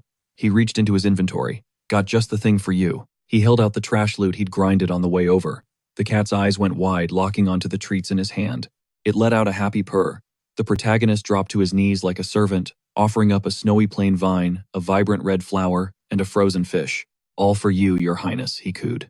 He pointed to the red flower. That one makes a super plush bed. 5-star comfort. So, do we have a deal? In a flash, the happy feline dropped a glimmering coin into his palm. System alert. Item acquired kitten's gold coin. Rank A. Description. A sparkling token that doubles all gold drop rates. The cat clamped another coin in its teeth. The protagonist extended his hand, hardly believing his luck. For me, you're too kind. Internal fist pump. Yes, with the kitten's gold coin active, I'm absolutely broken. He inspected the coin. It was a hidden mechanic, rewarding players who vibe with the cats instead of fighting them. Now the real grind begins. He went on a rampage. Loot. 80,650 gold. Bam. Another stack. 152,000 gold. He was printing money. After wiping another mob, he checked his stats. He'd soloed the dungeon boss too. The payout was insane. 1,111,000 gold times 2. That should cover the entry fee. The system tallied his haul, total 12,664,000 gold. He smirked. It was enough for the auction. But why settle for enough? He needed a safety net. Back in the city, he strolled into a dimly lit building. The VIP area of the casino. The air smelled of desperation. This was where greed went to die. A lawless zone where morals were checked at the door. Here it's eat or be eaten. These people would sell their own mothers for a single chip. Suddenly a loud cheer erupted from a nearby table. Boom. Another win. Who can stop me? The guy swigged a drink, eyes wild. He was a known loser, a perennial failure. But tonight he was on a heater. The system pinged. Target Entei. Current holdings 10,220,000 gold. Source cheating.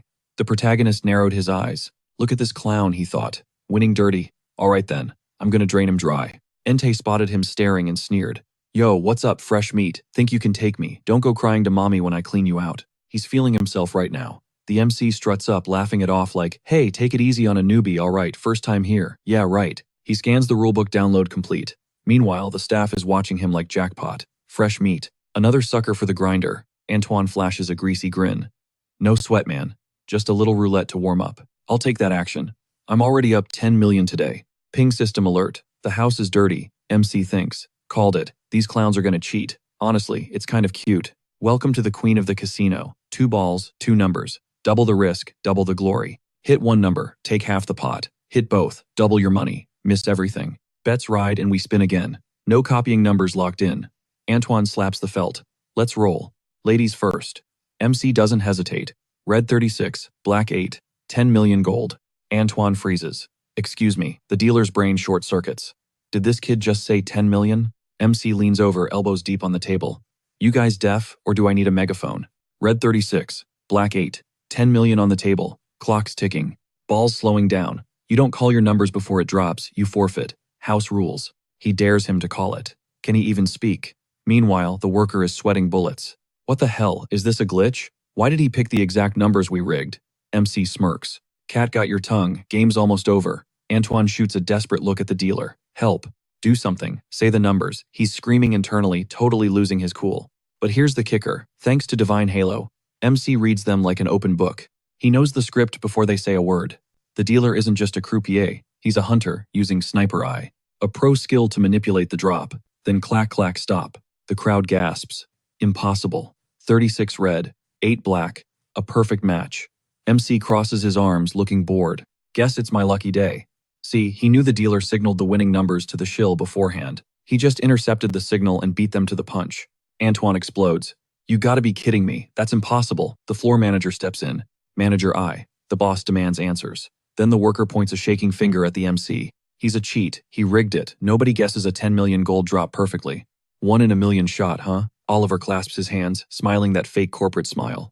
Well then, maybe we should discuss this in my office. MC feels the vibe shift instantly. Oh, they're all in on it. Then the mask drops. Oliver points. Grab him. Make him squeal. Boom, MC flips the table before they can blink. Chaos erupts. A goon lunges from behind. Don't you dare, wham. MC chops his neck. Lights out. Next target. The dealer pulls a bow. Antoine flashes a knife. Die, you filth. MC spins. Crack kicks Antoine in the face. Only crook here is you, pal. He dusts himself off. Who wants seconds? Oliver's smile vanishes. Damn, this kid is a tank. A trembling lackey stammers manager. Wait. He points. That face. From the news. That's the rookie who set the initiation record. Number 33. Oliver's blood runs cold. Is it really him? It is. He's already on the second continent. The guy who soloed the steel bear in record time. Why is a monster like him here? Oliver drops to his knees, head on the floor. My deepest apologies. We didn't know. He's bowing, but his mind is racing. If it's him, we can't win a fight. We are absolutely cooked. MC flashes a demonic grin. Oliver sweats. How can we make this right? Glad you asked. MC leans in, whispering like a nightmare. I'm taking every dime in this vault. Oliver shrieks. Everything. MC pulls up a system window. Oh, and I need a VIP pass to the auction. Oliver chokes. The auction too. Small price to pay for calling me a cheat, don't you think? MC's eyes gleam? Pay up. He pivots cold as ice, dropping the ultimate threat. Refuse and the Public Security Association pays a visit. Nobody wants that kind of heat, right? Oliver shrieks, totally breaking. He gets the message loud and clear. Send it all, every dime. Cut to the digital underworld. At the elite Second Life auction house, our MC checks his HUD grinning. He secured the bag today. With luck, that high elf's tear is coming home with him. He takes a seat, savoring the victory. That stolen invite was his golden ticket. He breezed past security to snipe the one item he actually needs. Back in the real world, Oliver is on his knees, spiraling. Oh God, he cleaned me out. Literally zeroed my account. Suddenly he snaps his head up, eyes wide. Boss. Up on stage, the auctioneer waves a hand, soaking up the spotlight. Sorry for the delay, folks. Let's get this show on the road. He teases the crowd. Tonight's lineup, absolutely legendary. 11 treasures glow behind the glass. First up, a massive greatsword radiating power. A collector's dream, the host booms. Rank A, rarity. He gestures to the blade. Bidding opens at 2 million gold. But our MC isn't looking at swords. He's running the recipe for his mother's cure in his head. 3 impossible ingredients. The High Elf's Tear, from the 6th Continent's hidden dungeon. The Ice Tokamera Fang. And the Ancient Red Earth. If the RNG gods are smiling and all 3 are here tonight, he wouldn't have to grind for them. He could finally breathe. Then something catches his eye. Pure dragon sake. If he snags that too, he's set for life. The host's voice cuts through his thoughts. Next up, the Ice Tokamera Fang, dropped by an S-rank nightmare on the second continent. Starting at 50,000 gold, MC doesn't hesitate. He taps bid. Okay, we have a bid. Price jumps to 100,000 gold.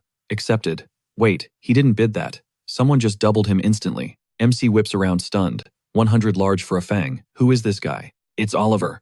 He smashes the bid button again, sneering. Oh, look who it is. The humble servant returns. He's not here to buy. He's here to grief. He won't let MC take a single thing without a fight. MC realizes. Did he steal the funds back? The High Elf's Tear is the main event. MC has to conserve his stash. That's the priority. He holds back. The gavel bangs. Sold. The Blue Snake Guild takes the fang. For 1 million gold. The room erupts in whispers. It's true then. The Blue Snake Guild is in the house. The server's biggest whales. The most powerful faction on the continent. If they want it, it's theirs. Bidding against them is just burning money. MC clenches his jaw. He knows the score. They have infinite pockets. Reputation unmatched. Beside Oliver, Simon Bloodberry leans in. That's the guy. Oliver nods, sweating. Yeah, he heads the casino department. Total moron, but he's gonna ruin that kid. Oliver adds, salty as hell. He only got in here 'cause of that invite. We can't let him exploit the system. Simon smirks. Is that so? Well, I'm not about to fold to some random player. Especially when my guild runs this city from the shadows. Time to teach him a lesson. The host points to Lot 7. Ancient Red Earth S-rank rarity. Found only on the 3rd great continent. We start at 7 million gold. MC tries his luck. The host gasps. Whoa, a massive jump to 50 million.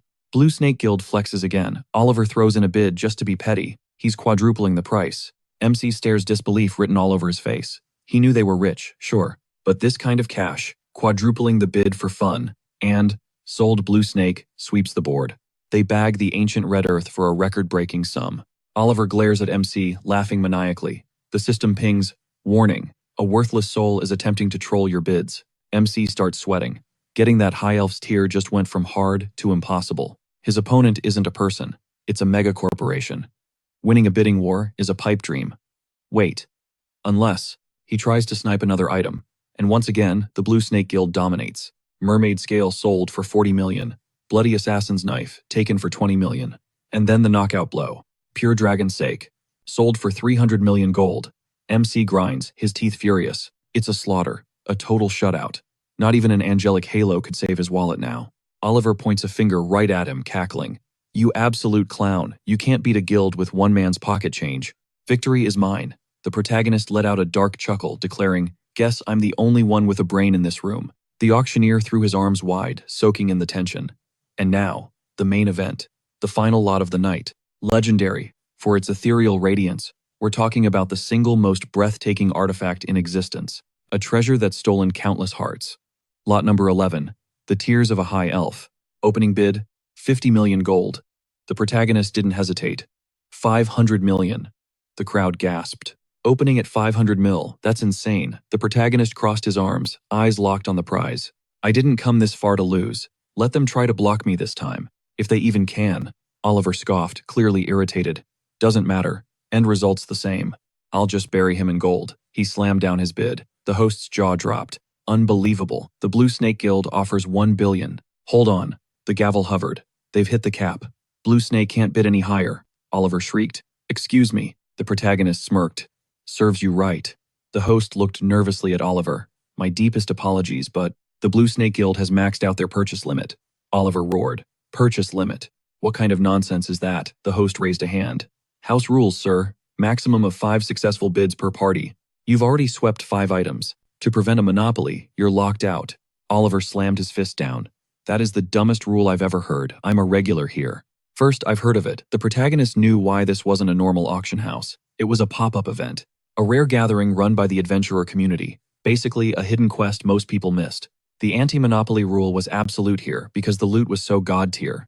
He should have known better. Clearly the guy did zero research on this place. The protagonist shook his head. Total noob. "Do you understand, sir?" Oliver kept screaming. The host cut him off.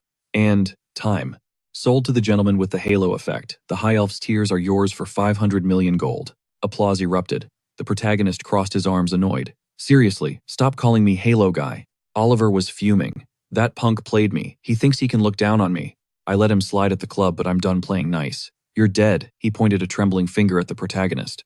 Mana crackled around his hand. The guy behind the protagonist shrieked, "Holy crap." The protagonist sighed. "What a moron." He stood up, fists ready. "You want to throw hands? Let's take it outside. This is a public space.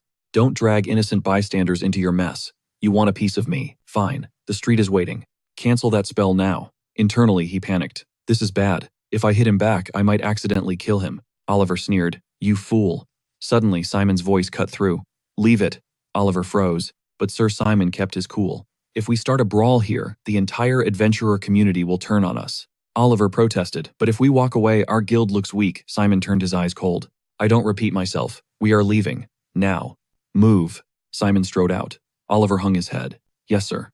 Later, the protagonist slumped in the hallway, checking his interface. Well, that was chaotic. Still, a smile crept onto his face. He secured the high elf's tears. He figured that other guy probably grabbed the other panacea ingredients. "I just need to raid the dungeon now. If I hustle, I'm good." But losing the pure dragon sake stung. "Man, that sucks. It's super rare. You can only get it from that nightmare quest on floor 5. That booze would have unlocked the secret gear way faster." He sighed. "Whatever. Those jerks ruined that plan." Suddenly, a shadow fell over him. It was Mira. "That light above your head. I've never seen an aura like that." He looked up, startled. "Who's the girl I know? We haven't been introduced," she started, "so pardon the intrusion." "But what's your beef with the Blue Snake Guild? Do you know the Guildmaster?" "The Guildmaster," he echoed. "The long-haired guy from before. That's him.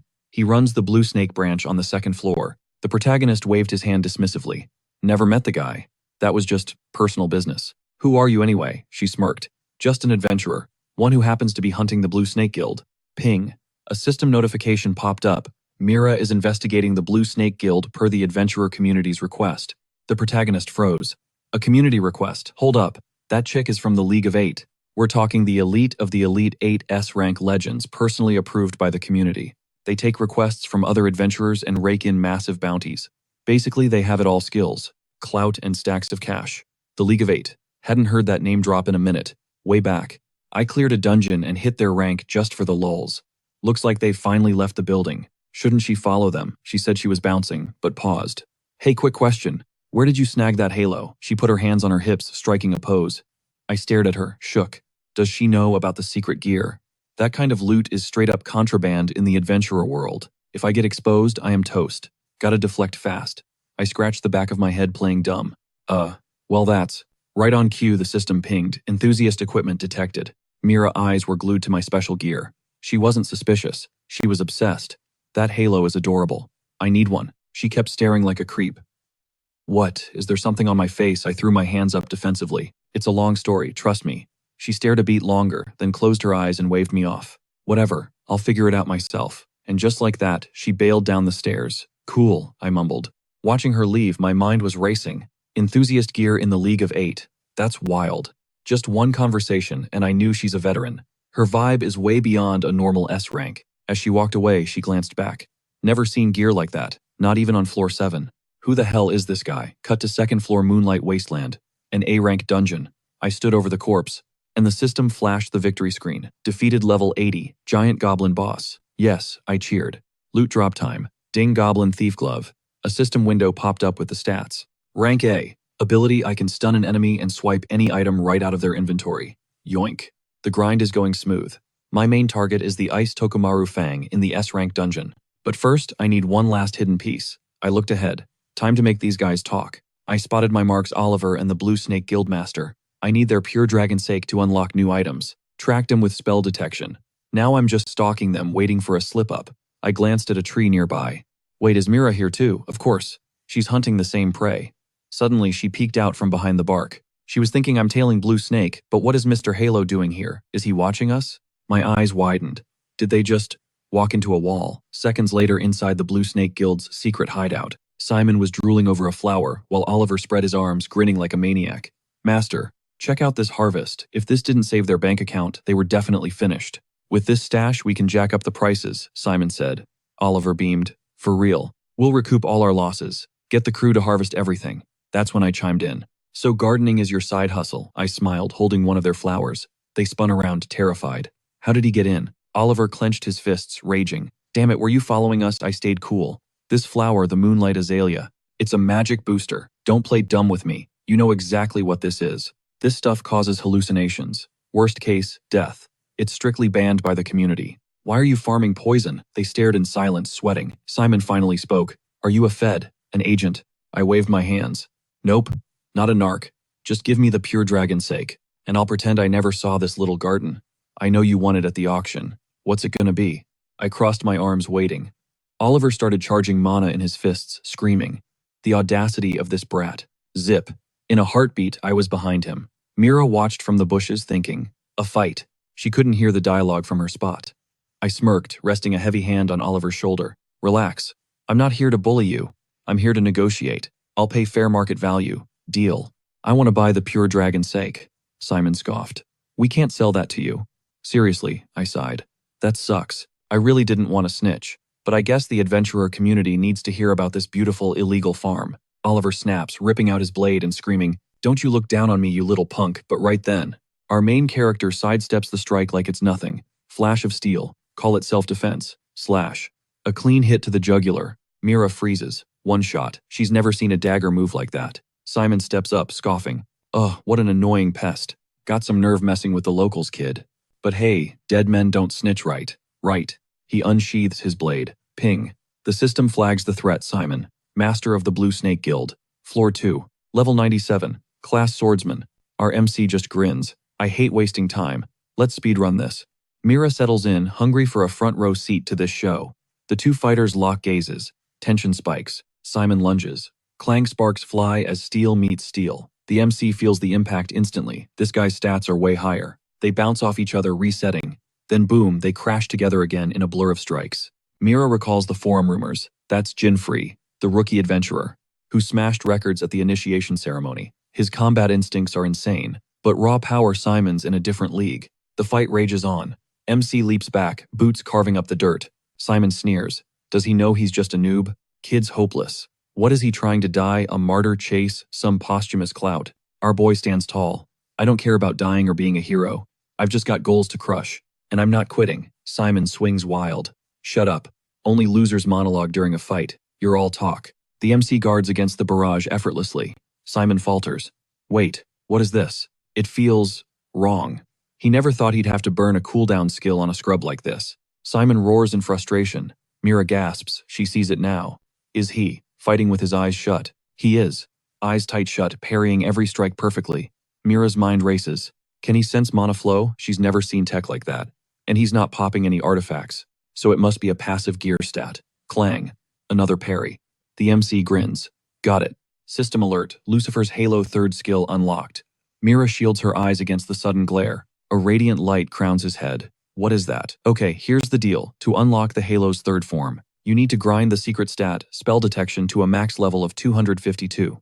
You level it by deflecting hits in real-time combat. High risk, high reward. And just like XP, the stronger the enemy, the bigger the stat boost. Back when he fought the first Demon Lord Jin free, farmed enough points to edge close to the limit. The MC smirks. Usually takes weeks, but thanks to this high-level brute, easy farming. Suddenly his eyes snap open in shock. Shklick. Simon drives his blade through the MC's chest from behind. Rookie mistake. Never lose focus, you pathetic puppy. You thought you were tough. You overestimated yourself, kid. It's a big world. There's always a bigger predator. Suddenly, a voice comes from behind Simon.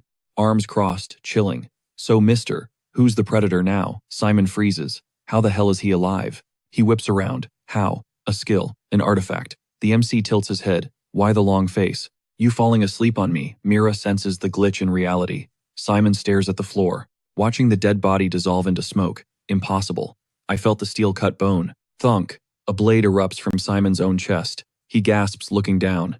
Wait. He got me. I didn't move an inch. What is this? He reaches out, jaw slack with horror. What did this kid do to me? He claws at his own face. Mira watches, totally lost. Why is Simon screaming at nothing? The MC smirks. It's the new toy, Lucifer's Halo 3rd skill, Fantastic Illusion. He whispers, didn't you say the world was a big place?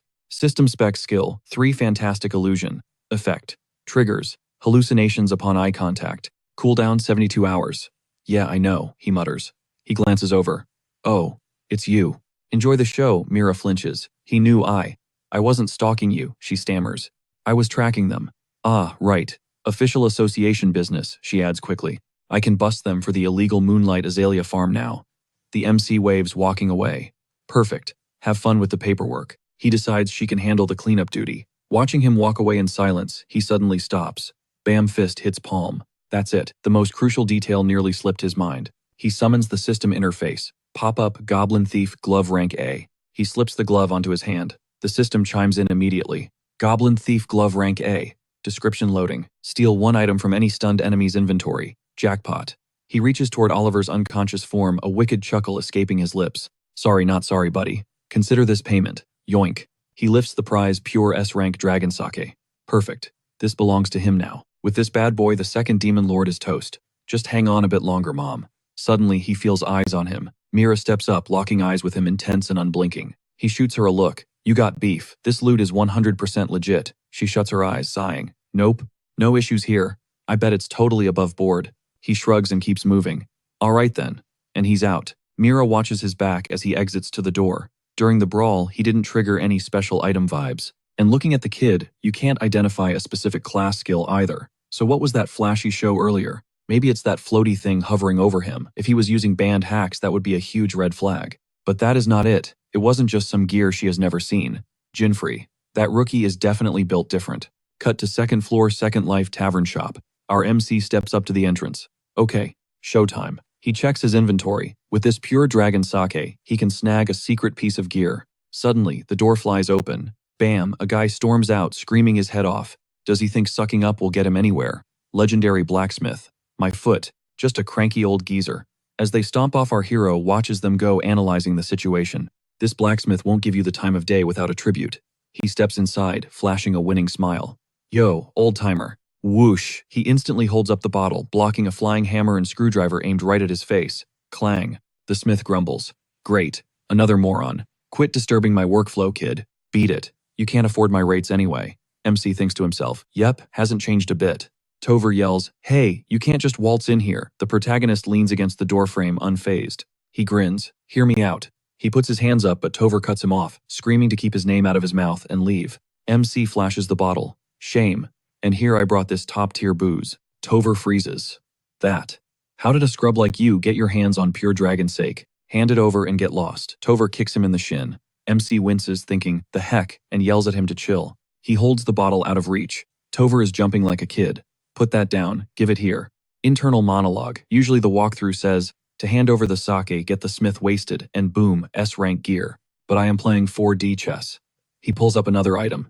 System prompt Shining Stone, rank B. Check out this Shining Stone. Dropped by Phryna after the Demon Lord raid.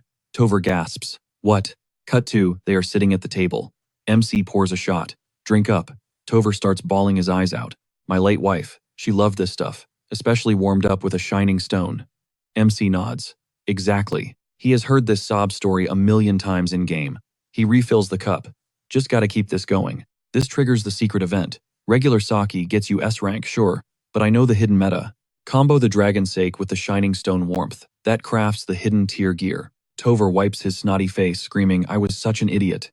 If I had just listened, my wife would still be. MC thinks, if I don't stop him, he will rant all night. Fade to black. Next morning, Tover grins, pointing a finger. For that divine rice wine, I made this. The gear is his. Jinfrey grins. Thanks, old man. Now he sees why they call him legendary. Secret gear number 3, secured. System ping armor skanda boots. Rank unknown. Stats, dexterity, +20. Durability, 5,000 out of 5,000. Skill, 1 free movement. Passive player ignores terrain penalties. Skill, 2 lightning speed. Active teleportation. Range 100 meters. Limit 5 uses daily. Skill 3, currently unknown. Unlock conditions unmet. The protagonist nods, satisfied. Sweet, let's roll. Speedrun mode activated. He's about to blitz the second floor's Nightmare Grace Castle. But before the clock starts ticking, Tavor chucks a flask through the air. Catch on the house. System ping, non-alcoholic heated sake. Item, Taste of Legends.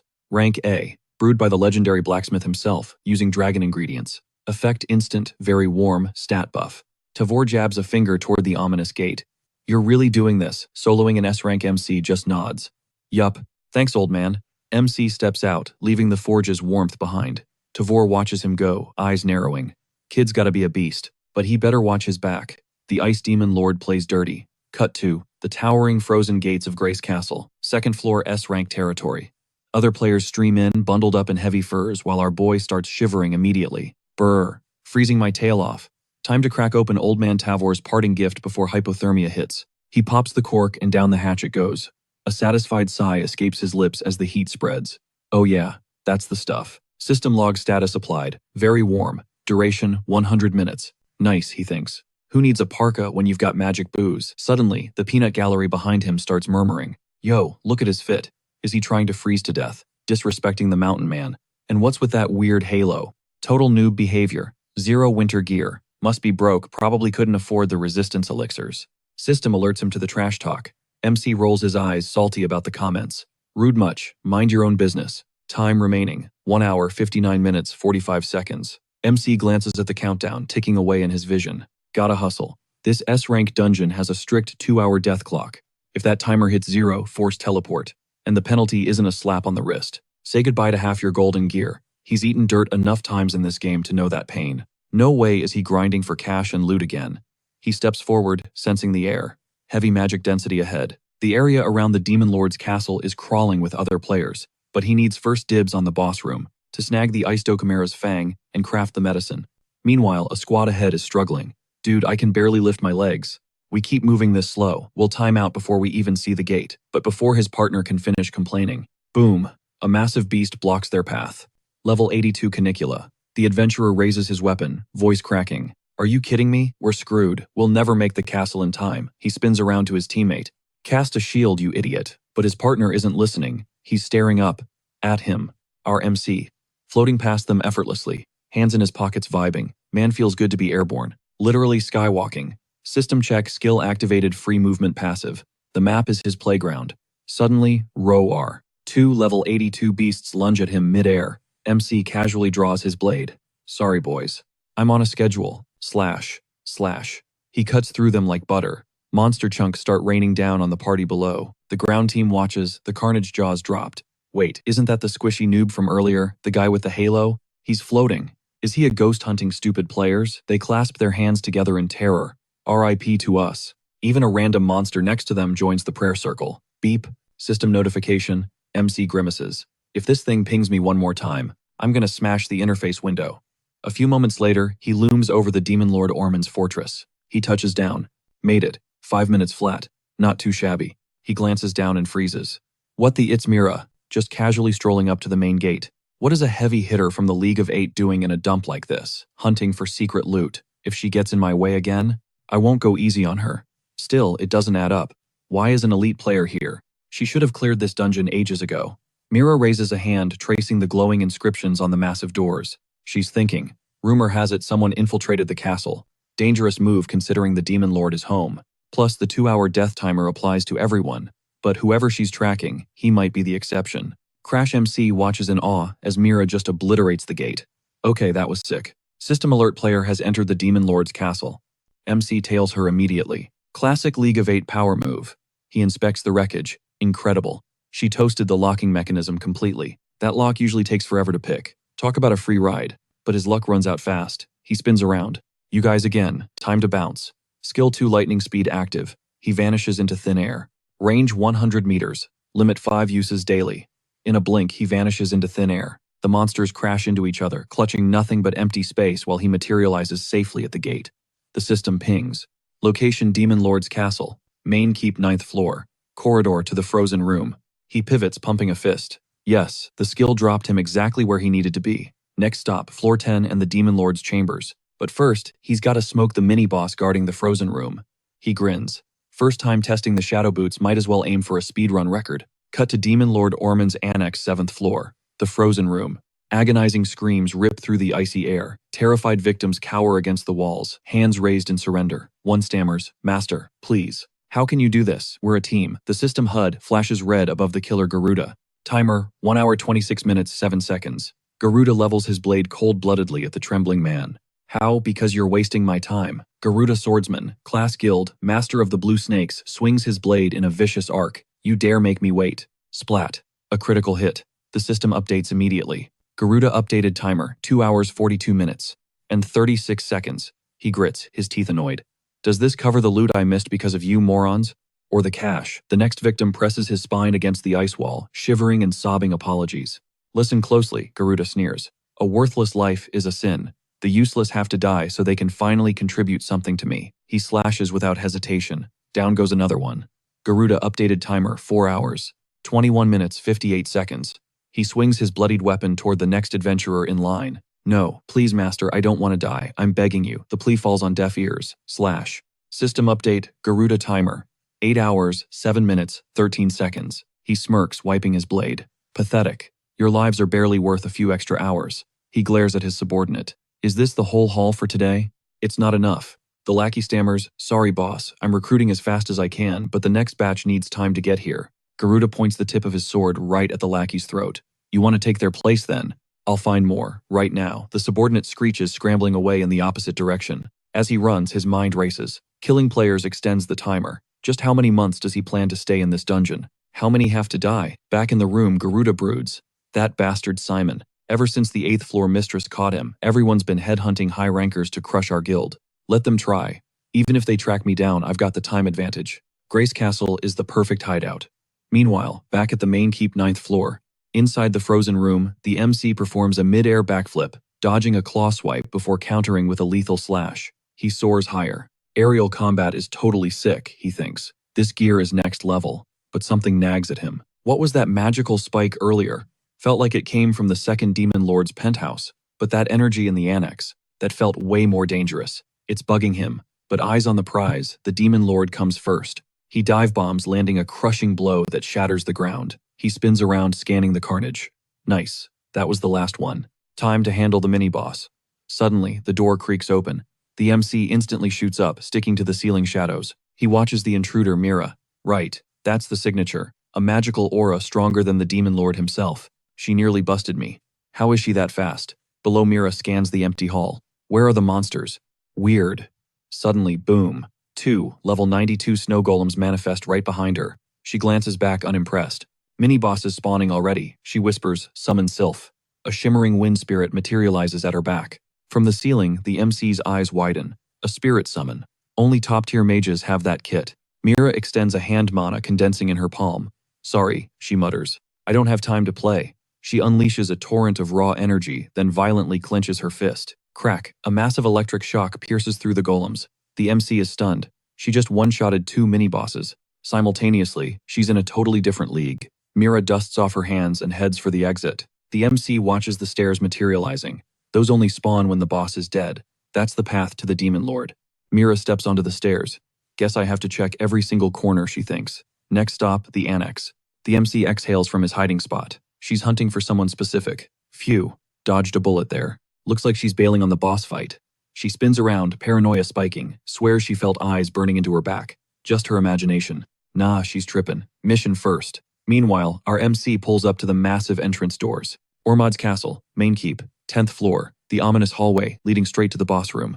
He palms the heavy door and shoves it open. Inside, a nightmare. Adventurers skewered on massive ice spikes like twisted trophies. He catches Ormod lounging on the throne and flashes a cocky grin. Been a hot minute, hasn't it? Meet the second Demon Lord Ormod. Ping. System check second Demon Lord Ormod. Level 100. Special ability Death's Peak. That's a nasty 20% stat nerf for anyone foolish enough to step inside. Ormod sneers. What kind of stray dog wandered in this time? You'll look great added to my collection. The MC scans the frozen corpses dangling around the room. 0 magic signatures. They're all gone. Wait. One's clinging to life. Just barely. Suddenly the kid gasps out a warning with his dying breath. Run, too late. Razor-sharp ice shards scream toward the MC's face. Just like the game's opening move, he thinks. But after that Hellbrus fight, he knows these bosses can go off script now. Ormod reaches out, eyes glowing. You pests have 0 talent, but damn you taste good. He cackles, dark energy swirling around him like a storm. Place has been busy today. You make number 10.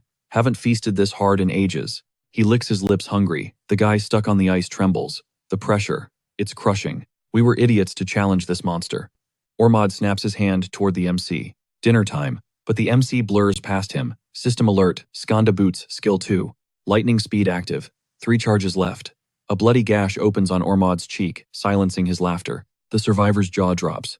How? How is he that fast? The MC just digs a finger in his ear, bored. You talk too much. That didn't even sting. Ormod laughs it off, ice frosting over his wound to seal it instantly. Smart for a snack? He smirks. Fine.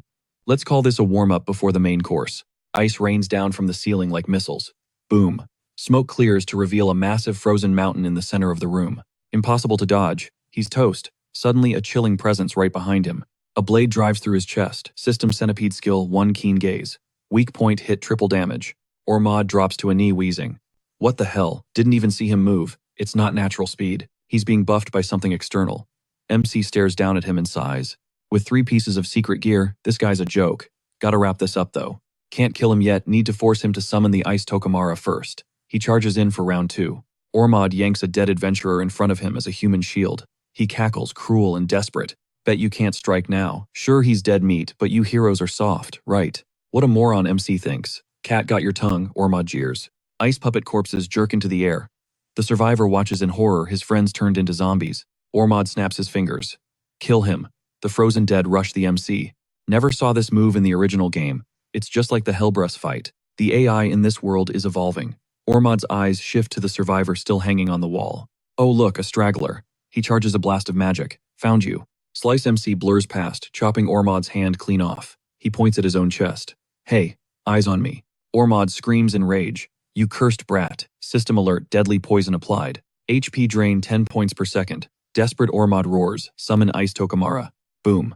A level 99 Ice Tokamara materializes. MC stares it down. Finally. Took forever to bait that out. He lunges at the beast. Ormod cackles. Suicide run. Is he too scared to think? Then the notification pings. Target eliminated level 99 Ice Tokamara. Ormod gawks at his shattered summon. MC checks the loot window and grins. Bingo. Acquired Ice, Tokamara's Fang. But he checks his timer. Centipede buff is dropping below 500. Clock's ticking. Timer check 493 out of 1500. He looks the Demon Lord dead in the eye and, With zero hesitation drops the bomb. Sorry buddy, I can't play with you anymore. The demon rages. What are you then? MC just glances at his weapon. System. Chimes in. Prerequisites met.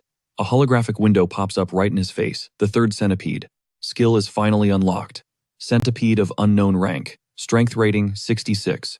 Duration 493. Out of 1500. First skill, Keen Gaze. Active. Deals triple strike damage on weak spots. Second skill, Speed. Passive. Boosts agility 10 times. Catch as it only kicks in when he's at death's door. Skill 3. Still reading as unknown. Meanwhile, Garuda is busy taking out the trash. One of the survivors crawls out hand extended begging, Master please. Garuda just picks his ear looking bored. You guys are so loud. Nice scenery here. But this daily slaughter grind is getting exhausting. He lazily points a finger at the survivor to finish him, but suddenly, whoosh, a massive gust of wind blasts the weapon right out of his grip. Mira steps out of the shadows. So this is where you've been hiding. Master of the Blue Snake Guild, Garuda. He stares at her, genuinely shook. She steps closer, reading his rap sheet. Murder, human trafficking fraud, hoarding contraband items. The list goes on forever. And right then, Sylph is chilling, hugging her from behind. Mira scoffs, killing your own minions just to stay off the radar. Pathetic. She snaps her fingers, summoning Water Spirit, Undine, Fire Spirit, Ifrit, and Wind Spirit Sylph. The whole squad appears behind her. Garuda's sweating now, thinking spirits are top-tier entities. And she just summoned 3 at once, he stammers. Who are you? Did the community send you? She flashes her badge. League of 8 orders. I'm taking you in to the adventurer community. Back to the main event. MC checks his blade. System confirms. Conditions met. Centipede skill 3 is live. He thinks I've been waiting forever for this. The demon lord screams, completely losing it. Don't mock me. You're just an animal. I won't eat you. I'm going to shred you until there's nothing left. He hunches over, channeling massive energy into his back, until crack, giant wings of ice burst out. He launches into the sky, cackling like a maniac as he dives toward the protagonist. It's always more fun to watch you suffer from above, but suddenly, MC floats up right next to him. You know what? You're right. Great view. MC smirks at the shocked demon.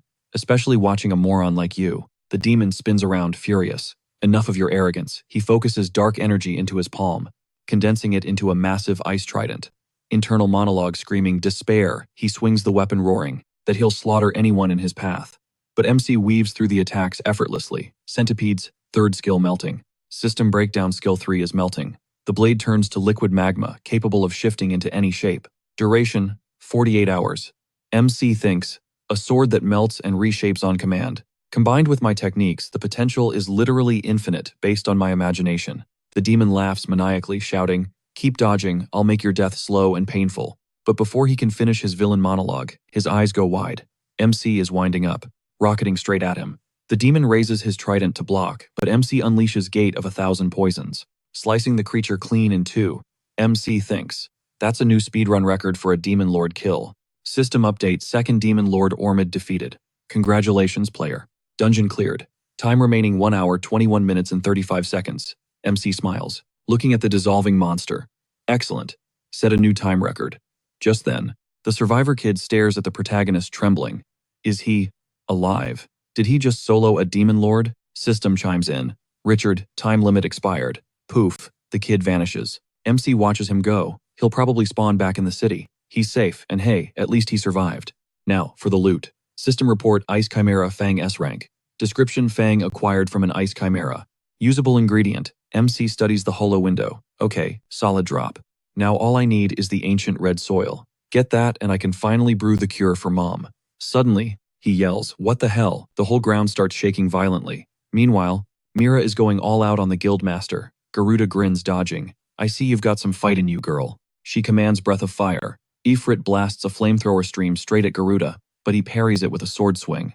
Mira doesn't flinch. She points forward, dead serious. Torrential wave.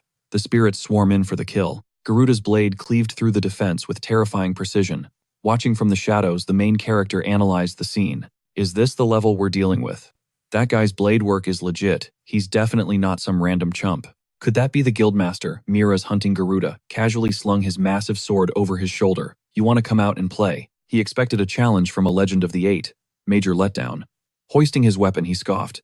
If you're gonna come at me, put some back into it. Raw energy crackled around his blade as he charged. Whirlwind strike, he roared. The impact seemingly diced Mira into ribbons, leaving the protagonist wide-eyed. Garuda rested a hand on his hip, completely unimpressed. That's it, man. What a snooze fest. Those spirits were just cheap parlor tricks. Then a voice cut through his ego. He's clueless. He can't even comprehend the massive gap in our levels. Garuda froze, scanning the area in confusion. Who said that? Suddenly he spotted Mira, perched casually on the second floor railing. Garuda, the washout from the 8. He whipped around, jaw-dropping. How are you alive? He figured it was just an afterimage. She continued. He got kicked out of the community and chose this pathetic life of crime. Maybe he needs a lesson on how to really attack. She unleashed a wave of energy. Garuda gasped, his mind racing. That sound. It can't be, she chanted, summoning. Heavenly spirit Kirin panic set in. A fourth spirit, impossible, and the floor is drenched in water, a fatal combination. Wait, stop, he screamed. She glared down coldly. Did you stop when your victims begged divine command? In a split second, a barrage of elemental energy skewered him. He let out a blood-curdling scream before collapsing in a heap. Mira landed gracefully beside him, a fitting end for trash. The protagonist gulped. Damn, she is absolutely terrifying. Note to self, do not anger her. Suddenly, her gaze snapped to his hiding spot. Enjoying the show. Jin Woo. He stepped out, rubbing the back of his neck with a nervous chuckle. Busted. She totally clocked me. He shrugged. Look, I wasn't trying to stalk you or anything. She waved it off. You didn't get in my way. So we're cool. She had been in his shoes once. He paused. Wait, her mission. So that guy really was the master of the Blue Snake Guild. She brushed past him, sensing the air. I don't feel the Demon Lord's presence anymore. You handled him, he nodded. Impressive. Congrats on the win. Anyway, I'm on a tight schedule, so catch you later. Fate would probably cross their paths again. She vanished toward the exit. Later, at the Adventurer Society headquarters, Garuda was locked up tight, rotting behind bars. Nyx beamed at the sight. Mira really came through. We got him. Stellar work, Mira. She accepted the thanks. The Blue Snake Guild is finished. This will send a loud message to every other criminal syndicate out there. She nodded. Glad to hear it. But Nyx noticed her distant look. Something on your mind. It's not about the mission, she admitted. But there's this one guy, an adventurer, I just can't get out of my head. Nyx blinked in surprise. Meanwhile, the MC materialized at the teleporter, scanning the horizon. Level 3 achieved. He shielded his eyes from the glare. Once I take down the Demon Lord here and snag that last ingredient for the panacea. But first, priorities. The system pinged Centipede. Rank unknown. Strength rating, 66. Durability, 299 out of 1,500. He gripped his weapon, frowning. If I try to throw hands with the third lord using this, it'll shatter instantly. Durability is trash. Time to upgrade, he smirked. The fourth secret weapon, a bit later on the third floor. Central City, third ward, the Flying Dragon Hotel. The receptionist glanced up at the protagonist. Welcome. Need a room for the night. He stepped forward with a knowing smile. Yeah, single room. Specifically the third one from the north, fourth from the west. The clerk's eyes went wide. Code accepted. Understood. Hope you enjoy your stay. Descending the hidden stairs, the protagonist felt relieved. Thank God I memorized that cheat code from the special event. Back on the 5th floor. Suddenly, an arena came into view. System alert 3rd floor. Unknown. Dungeon rank unknown. Underground fight club. The boxing legend himself, Mayweather Inoue, turned and grinned. Oh, fresh meat. Get your ass in the ring, kid. I'll show you real pain. The protagonist analyzed him. This guy hasn't changed a bit. I used to think he was just a generic NPC, but the dude is actually a beast. Snagging that secret gear is going to be a nightmare, but he's got this. Suddenly, the announcer hype begins. Today's main event. Undefeated Titan Inoue versus the total amateur Jin free fight start. In the red corner, towering at 184 centimeters and a massive 127 kilograms, he's batting a perfect 1,108 KOs in 108 rounds. The boxing god himself, Inoue, and in the blue corner, standing 173 centimeters and weighing 68 kilograms. The dark-haired, blue-eyed rookie Jin-free rules are simple, no weapons allowed. Winner is decided after a 3-minute round. Score points by smashing those invisible hitboxes on your opponent's body.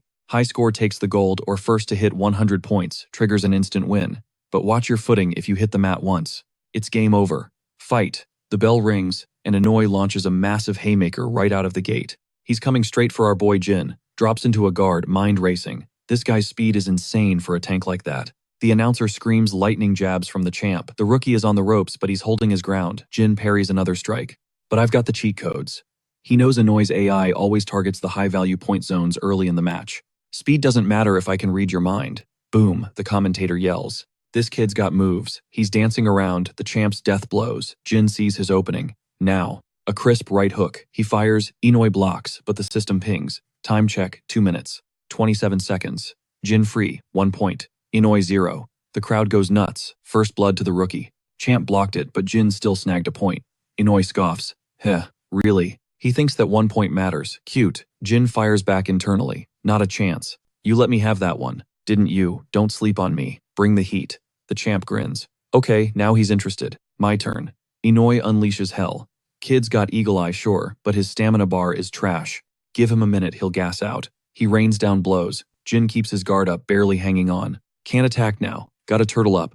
Let him rack up points if I have to. See, this dungeon is rigged. It's a scripted loss event. Inoi's stats buff up insane amounts. With every single point the player scores, Inoi roars like a beast. He's losing patience. He backs Jin into a corner. System update. 1 minute 38 seconds left. Jin, 1 point. Inoi 43. The champ is going berserk. Using endless combos, he traps the newbie. This is it. Inoi lands a crusher. He's running on fumes. Jin creates a shell in the corner. Tanking hits. Winning isn't the point here. I'm gonna lose the match, but I'll win the war. To unlock that 4th gear slot, the mission is survive. 3 minutes. Suddenly, the boxer blinks. He lost track of Jin. The rookie lunges from the blind spot. Inoi's shocked. How is he still moving after that beating? Jin connects. System clocks it. 57 seconds left. Jin, 9 points. Inoi, 51. Jin swings again. Inoi thinks. He's fighting back, huh? Haven't had this much fun in ages. But he's still the king. Focus. Inoi fires back. System ping. Jin hits 13. Inoi at 68. Jin sees the glove coming. Too late. A brutal uppercut to the jaw. OOOH. The champ connects. Is the kid out? No. He's still on his feet. What is this kid made of? Time is melting away. Who's taking the W today? Inoi stares him down. Not bad, kid. But you're finished. He bounces, ready to end it. I'm ending this now. Suddenly, wait, what? Jin smashes him right in the face. Counterpunch. Neither fighter is giving an inch. Inoi wipes his lip, grinning like a maniac. He still tagged me. Fascinating. Jin grits his teeth. You get it now. I'm not going down. The bell rings. Time. Match over red corner. Racks up 97 points, blue corner with 49. Winner Inoi system finalizes 0 seconds left. Jin free. 49 points. Inoi, 97. What a brawl. Can't wait to see the next one. Inoi stands tall, chest out. I gotta give props. Jin free is the first guy to ever last the full 3 minutes in the ring with him. Boxing is soul to soul. And this kid, he's got a warrior spirit. Take this, the guy insists, shoving the gear toward him. It's a gift. You need it. The MC grabs it without hesitation. Don't mind if I do. As he wraps the mystical cloth around his fist, the realization hits. Bingo. That's the 4th secret piece of God-tier equipment secured. The system interface glitches into view. Item, acquired spiritual bandage. Rank, unknown. But the stats are insane. Power boosted by 150. Durability maxed at 5,000. First perk, fire punches. It's a passive buff that turns his hands into literal flamethrowers, doubling his damage output instantly. The catch. It drains 1 health point every single second. But the second skill, counterattack, is a total game changer. It mirrors whatever damage gets thrown at him. Not just mirrors it, it reflects the pain back 3 times harder. There's a third skill too, but that bad boy is locked behind specific conditions. A beat passes. The protagonist stares down the path, eyes gleaming. New toys equipped. It's showtime. He's deep in the Ghost Ruins 3rd floor of an S-rank dungeon. Danger level critical. As he strides forward, his mind races with the strategy. This place is a ghost town. No trash mobs. Just one target, the Demon Lord. Kill the boss. Clear the dungeon. Sounds simple, right? Wrong. The spawn rate for Jackal is a miserable 0.1%. Most adventurers wander these halls until they burn out just trying to find him. Just endless rubble and 0 leads. It's a trap designed to crush you physically and mentally before the fight even starts. But our MC, he ain't got time for hide and seek. He clenches his fist. Let's speedrun this nightmare. If the boss won't show, he'll force him out. He scans the area. Come out, wherever you are. There, buried in the sand near a crumbling pillar. Found you, he smirks. It's an ancient coffin. He hauls it out of the dirt. He puts on a show of respect, clasping his hands together. Sorry to disturb your nap, buddy, but I'm on a tight schedule. Sarcastic gratitude. Check. He bows slightly before causing chaos. Creak. The lid pops off. Boom, blinding light explodes from the corpse. A pure energy orb pulses inside. It's a dormant soul. Wakey, wakey. He releases the seal. Whoosh. The orb shoots into the stratosphere like a flare gun, and the protagonist tracks it. System alert, skill spell detection triggered. The radar is going crazy. A massive mana signature is incoming fast. A wicked grin spreads across his face. Gotcha. Suddenly, the earth right in front of him disintegrates. From the dust, a terrifying figure rises. Boss alert, the 3rd demon, Lord Jackal. The MC locks eyes with the beast. They don't call the Ghost Ruins the Tomb of Spirits for nothing. The lore runs deep here. Jackal's voice booms like thunder. Who dares disturb the grave? Status check level 150. Ability scales of justice. The MC sizes him up. Jackal isn't just a monster, he's the guardian of the dead. This isn't a random encounter, it's a court-martial. You mess with the graves, you get the guardian. Jackal points a jagged finger. Sinner, you will atone for this disrespect. With your life, exactly as planned. The fastest way to summon the boss is to become a criminal. I am Jackal, the beast roars, posturing. Judge of the vile, guardian of the souls, prepare for judgment. The system hums in the MC's ear. The spiritual bandage is active. Strength plus 150. Ready to brawl. Durability holding steady at 5,000. Jackal raises his golden scales high. Justice. The air warps. He's used scales of justice. Suddenly, the MC feels a wrenching pull. His soul is literally being ripped out of his avatar. Your spirit is trash, Jackal spits. I shall purify it for the heavens. The protagonist drops to one knee, gasping for air. Judgment guilty. The soul slams back into his body, but the damage is done. The system flashes red. Warning, soul defilement detected. All stats slashed by 30%.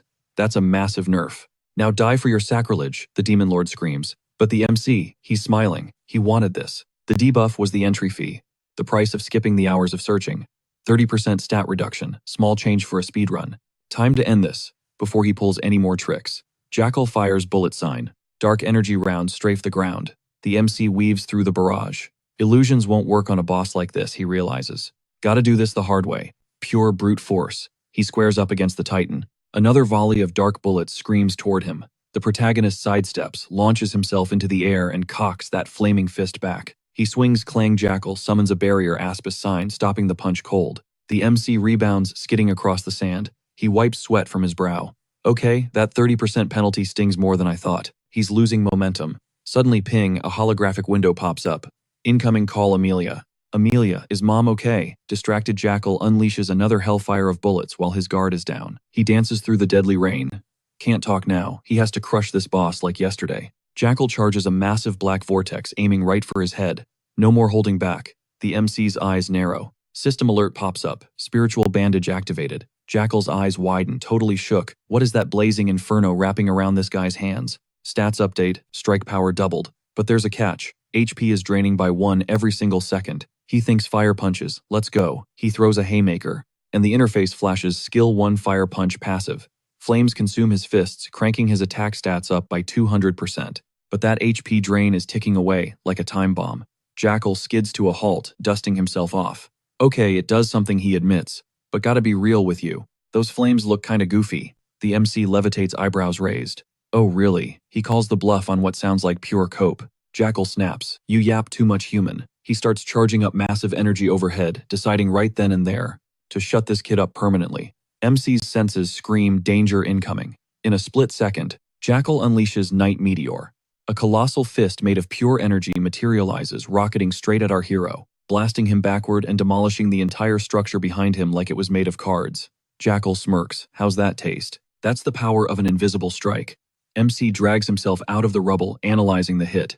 Never seen that move before. Just as I thought. What is up with these lords? They're moving way differently than the game AI ever did. Suddenly his phone buzzes. It's Sis again. Serious timing, Amelia. I gotta pick this up. He grumbles. Give me a break. He scrambles to his feet. The Demon Lord is baffled. You dodged that. MC shoots back. I don't need your commentary right now. That hit was soft, Jackal scoffs. Sounds like big talk from a dead man. MC drops into a combat stance. Calculating the odds. Fire strike doubles my damage, but my HP is leaking. Gotta speedrun this fight, or I'm cooked. Suddenly, the phone rings again. Are you kidding me? Distracted, an invisible fist slams into him. He grinds to a halt against the pavement. A sinking feeling hitting his gut. No choice, gotta bail. In a flash, he vanishes into thin air. Jackal roars. Where'd he go? Meanwhile, our MC materializes across the ruins and swipes answer. Amelia, what's wrong? Why the spam calling? But before he can get a word in, Amelia screams, Jinfrey, where are you? He tries to de-escalate, scanning the battlefield. Chill, chill. What's the emergency? I'm kinda tied up. It's Mom, she sobs. She crashed. The healer says she's running out of time. Tears are pouring down her face. You need to get here now. Just then, Jackal catches up, looming over him, demanding, You think this is a game? Stop running. MC spins around. Dang, found me already. He yells into the phone. Okay. I'm on my way, Jackal growls, robbing a grave and thinking you can just walk away. Have some shame, human. He launches another Night Meteor, but the MC flickers out of sight and teleports right behind him, fist blazing with infernal fire. Sorry about this, MC says, but I've got places to be. It ends now. He unleashes fire punches, but Jackal catches the strike with one hand. Pathetic. You think that little spark can take me down? MC grins. Nope. But despite the Demon Lord's flex, those fire punches are secretly chipping away massive damage. Jackal fires off Night Meteor again. MC weaves through the attack. Fire punches doubles my strength. Time to stack the deck. He activates Spiritual Bandage skill 2 counter-attack. It clones the incoming strike and returns to sender with triple the power.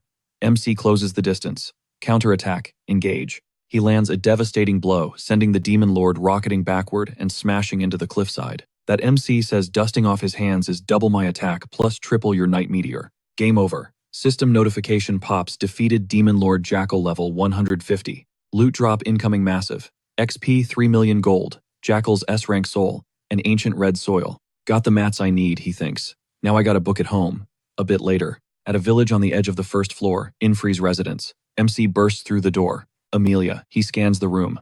Mom? His sister rushes to him. The healer shakes his head grimly. It's the final stage of magic deficiency. Those black spots confirm it. She's comatose. MC stares at the bed. Mom. The healer continues. BP is tanking. Magical power is fading. Her heart can't take much more.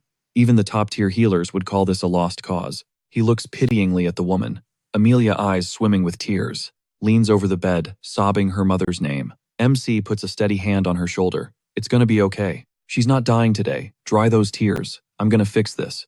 The healer stares at him, baffled. Excuse me. Amelia looks up hopeful. You can save her. MC checks his stats. I put every single point I grinded into this. System report intelligence, 145 out of 250. Synthesizer class skill level up. Alright, let's cook. He combined the ingredients, grade A, ancient red soil, the lethal Dokamara Ice Fang, and those precious high elf tears. Boom. An SS rank panacea materialized out of thin air. This item was absolutely broken. One sip could purge any illness and fully restore every single status effect. He stared at the glowing vial, adrenaline spiking. I actually pulled it off. The panacea is mine. The healer's jaw practically hit the floor. No way. I've seen illustrations of this in the archives. Is that seriously the legendary panacea? Amelia, Jennifer, it's the real deal, he confirmed. He shot a quick look at Amelia. My bad for the secrecy. I promise I'll spill the tea later. He rushed to his mom's side and gently lifted her up. The synthesizer boosting my intelligence was the key. Now I can craft god-tier items like it's nothing. He had cut it razor-thin, burning, precious time grinding for skills and materials, but he made it. With a steady hand, he trickled a few drops of the golden elixir into her mouth. Please, he begged silently. Come back to me. The universe held its breath, and then her eyes fluttered open. Her eyes flew open, scanning the room, and she bolted upright. What is happening? Amelia shrieked. Mom and tackled her with a desperate hug. She squeezed back, totally disoriented. Amelia, what's wrong? Then her gaze locked on him. Jin-free. He choked out a soft mom. Is she okay? Panic flickered in his eyes. How is she feeling? Slowly the fog lifted. She was starting to remember. She's been stuck in that bed for ages. How Amelia wiped her eyes, voice trembling. Mom, everyone was terrified for you. If Jin-free hadn't fixed it. She froze, eyes going wide. Jin-free cured me. How is that even possible? The healer stepped forward, raising a hand. It's true. Your son created a miracle, a literal panacea. I'm cured, she blinked. A panacea, you don't just find those lying around. Her eyes narrowed at her son, Jin-free. You didn't go and become an adventurer, did you? He flashed a nervous smile. It's all good. I'm just happy you're back. Not good, she yelled. He flinched. Mom, she pointed a trembling finger right at his face, voice rising. Jin-free, you left so abruptly. You abandoned your mother and sister to run off and play adventurer without a word. He threw his hands up defensive. Okay, abandoned is a strong word. Zip it, I don't want to hear it, she screamed. Instinct took over. He dropped into a squat. Yes, Mom. She wasn't done. You're just like your father, ever since you were a kid. The healer grabbed his coat, shooting Amelia a grin. I'm gonna head out. Amelia turned to the raging woman. Mom, breathe. Calm down. Jin-free saved you. The MC mentally high-fived himself that panacea was legit OP. Mom clutched her chest, the fire dying down. I get it, she sighed, voice dropping. But Jin-free, what if something happens to you? What do we do then? Mom, he started. I'm glad you're alive, she cut in. But don't you dare come back here. Until you've defeated every single demon lord out there. Got it. She pointed dramatically at the door. Amelia's jaw dropped. Mom, seriously. The protagonist stared in disbelief. Shouldn't we be doing a welcome home lunch? Oh my God, she yelled, frustration peaking. I've been his mother for years. She cupped his cheek, softening. He has the exact same look as your father. You're chasing something big as an adventurer, right? He sat across from her and nodded. She sat beside him. Okay, then you better finish it. I'm healthy now, we'll be fine. But you owe me 2 promises. First, you call me every single day. I need to know you're breathing. He nodded firmly. Okay, I'll call. She glared. Second, you are absolutely forbidden to die. Okay, he vowed. I promise. She smoothed his face one last time. One more thing. She pulled him into a crushing hug. Thank you. We'll be waiting for you. He stepped out the door, promising to return. His mind shifted to the heavy stuff, the magic deficiency. It's a terminal curse where monsters drain a person's mana. He got lucky with the panacea this time, but millions are suffering. If he can just annihilate the demon lords and build a world without them, the disease vanishes. But here's the glitch in the game. Killing them didn't stop the monsters. Is there a missing piece? Maybe an 8th demon lord hiding in the shadows? Someone even he hasn't reached yet is the key. Sometime later. 3rd floor. Central Area Coliseum, the legendary 3rd Warrior Olympia. The protagonist weaved through the roaring crowd. Boom, a voice echoed. The 11th competition for the strongest adventurer is live. It's showtime at Olympia. The crowd went feral. The protagonist plugged his ears. Man, the energy here is totally overwhelming. The announcer continued. Adventurers from the 1st to the 7th floor. Everyone is welcome to throw down. But here's the catch. Level cap is set to 150. All stats scaled down to match. However, no limits on class skills or gear. The MC shoved his hands in his pockets, thinking, to crush the demon lords, he needs to level up fast. The 1 billion gold prize is sweet, but the real players aren't here for cash. They want the item that breaks limits. The SS rank class transfer guide. Time for the preliminary round, the voice boomed. We're measuring raw magic and attack power. Only the top 8 advance. Listen up. Place your hand on the magic circle to log your score. Moments later, the verdict was in. Rankings are ready. The system window flashed 1st place. 1,190 points. 2nd 1,033. 3rd 1,012. The crowd screamed. The system reported Jin free. 189 out of 20. 189.72. He stares at the score, panic rising. Dead last. Gritting his teeth, he knew the synthesizer class had trash magic stats, but he never expected it to be this pathetic. Level 150 implies power, yet here he is, bottom of the barrel. Then the announcer's voice cuts through. It's time to move on. Next up, raw damage output. The objective is simple. Smash the target dummy with everything they've got. Our protagonist eyes the machine. His magical aptitude might be garbage, but physical destruction, that's his playground. He knows he can rack up serious points here. Channeling energy into his fist, he mentally screams, Fire Punch. That's a double damage multiplier right there. But he's not done. He stacks a counterpunch on top, triple damage incoming. Then the finisher, Night Meteor, a 6 times multiplier. He swings and a low, terrifying rumble shakes the stadium. All eyes snap to Jinfrey, jaws dropping at the devastation he just unleashed. The host stammers, thanking the crowd before reading the scoreboard. Jinfrey takes the crown at number 1. Ryuta Factor slides into 2nd. Janice Samaran takes 3rd, followed by Lindsay Mistal in 4th, and Sheba Flag rounding out the top 5. The arena explodes with applause, and our MC finally exhales. He was sweating bullets after that magic disaster, but he managed to clutch it out. Now with the combined scores tallied, the host reveals the Elite 8 advancing to the finals. It's crunch time. Jinfrey's name is obviously on the board. Suddenly, a familiar voice calls out from behind. It's Amira. She corners him, accusing him of stalking. He flinches, visibly rattled. How on earth did she find him here? She shoots back with zero patience, demanding to know why he's haunting her every move. He flips the question right back at her, but she's focused on one thing, that punch. She suspects he used an artifact to cheat and demands the details. The MC hears her internal monologue loud and clear.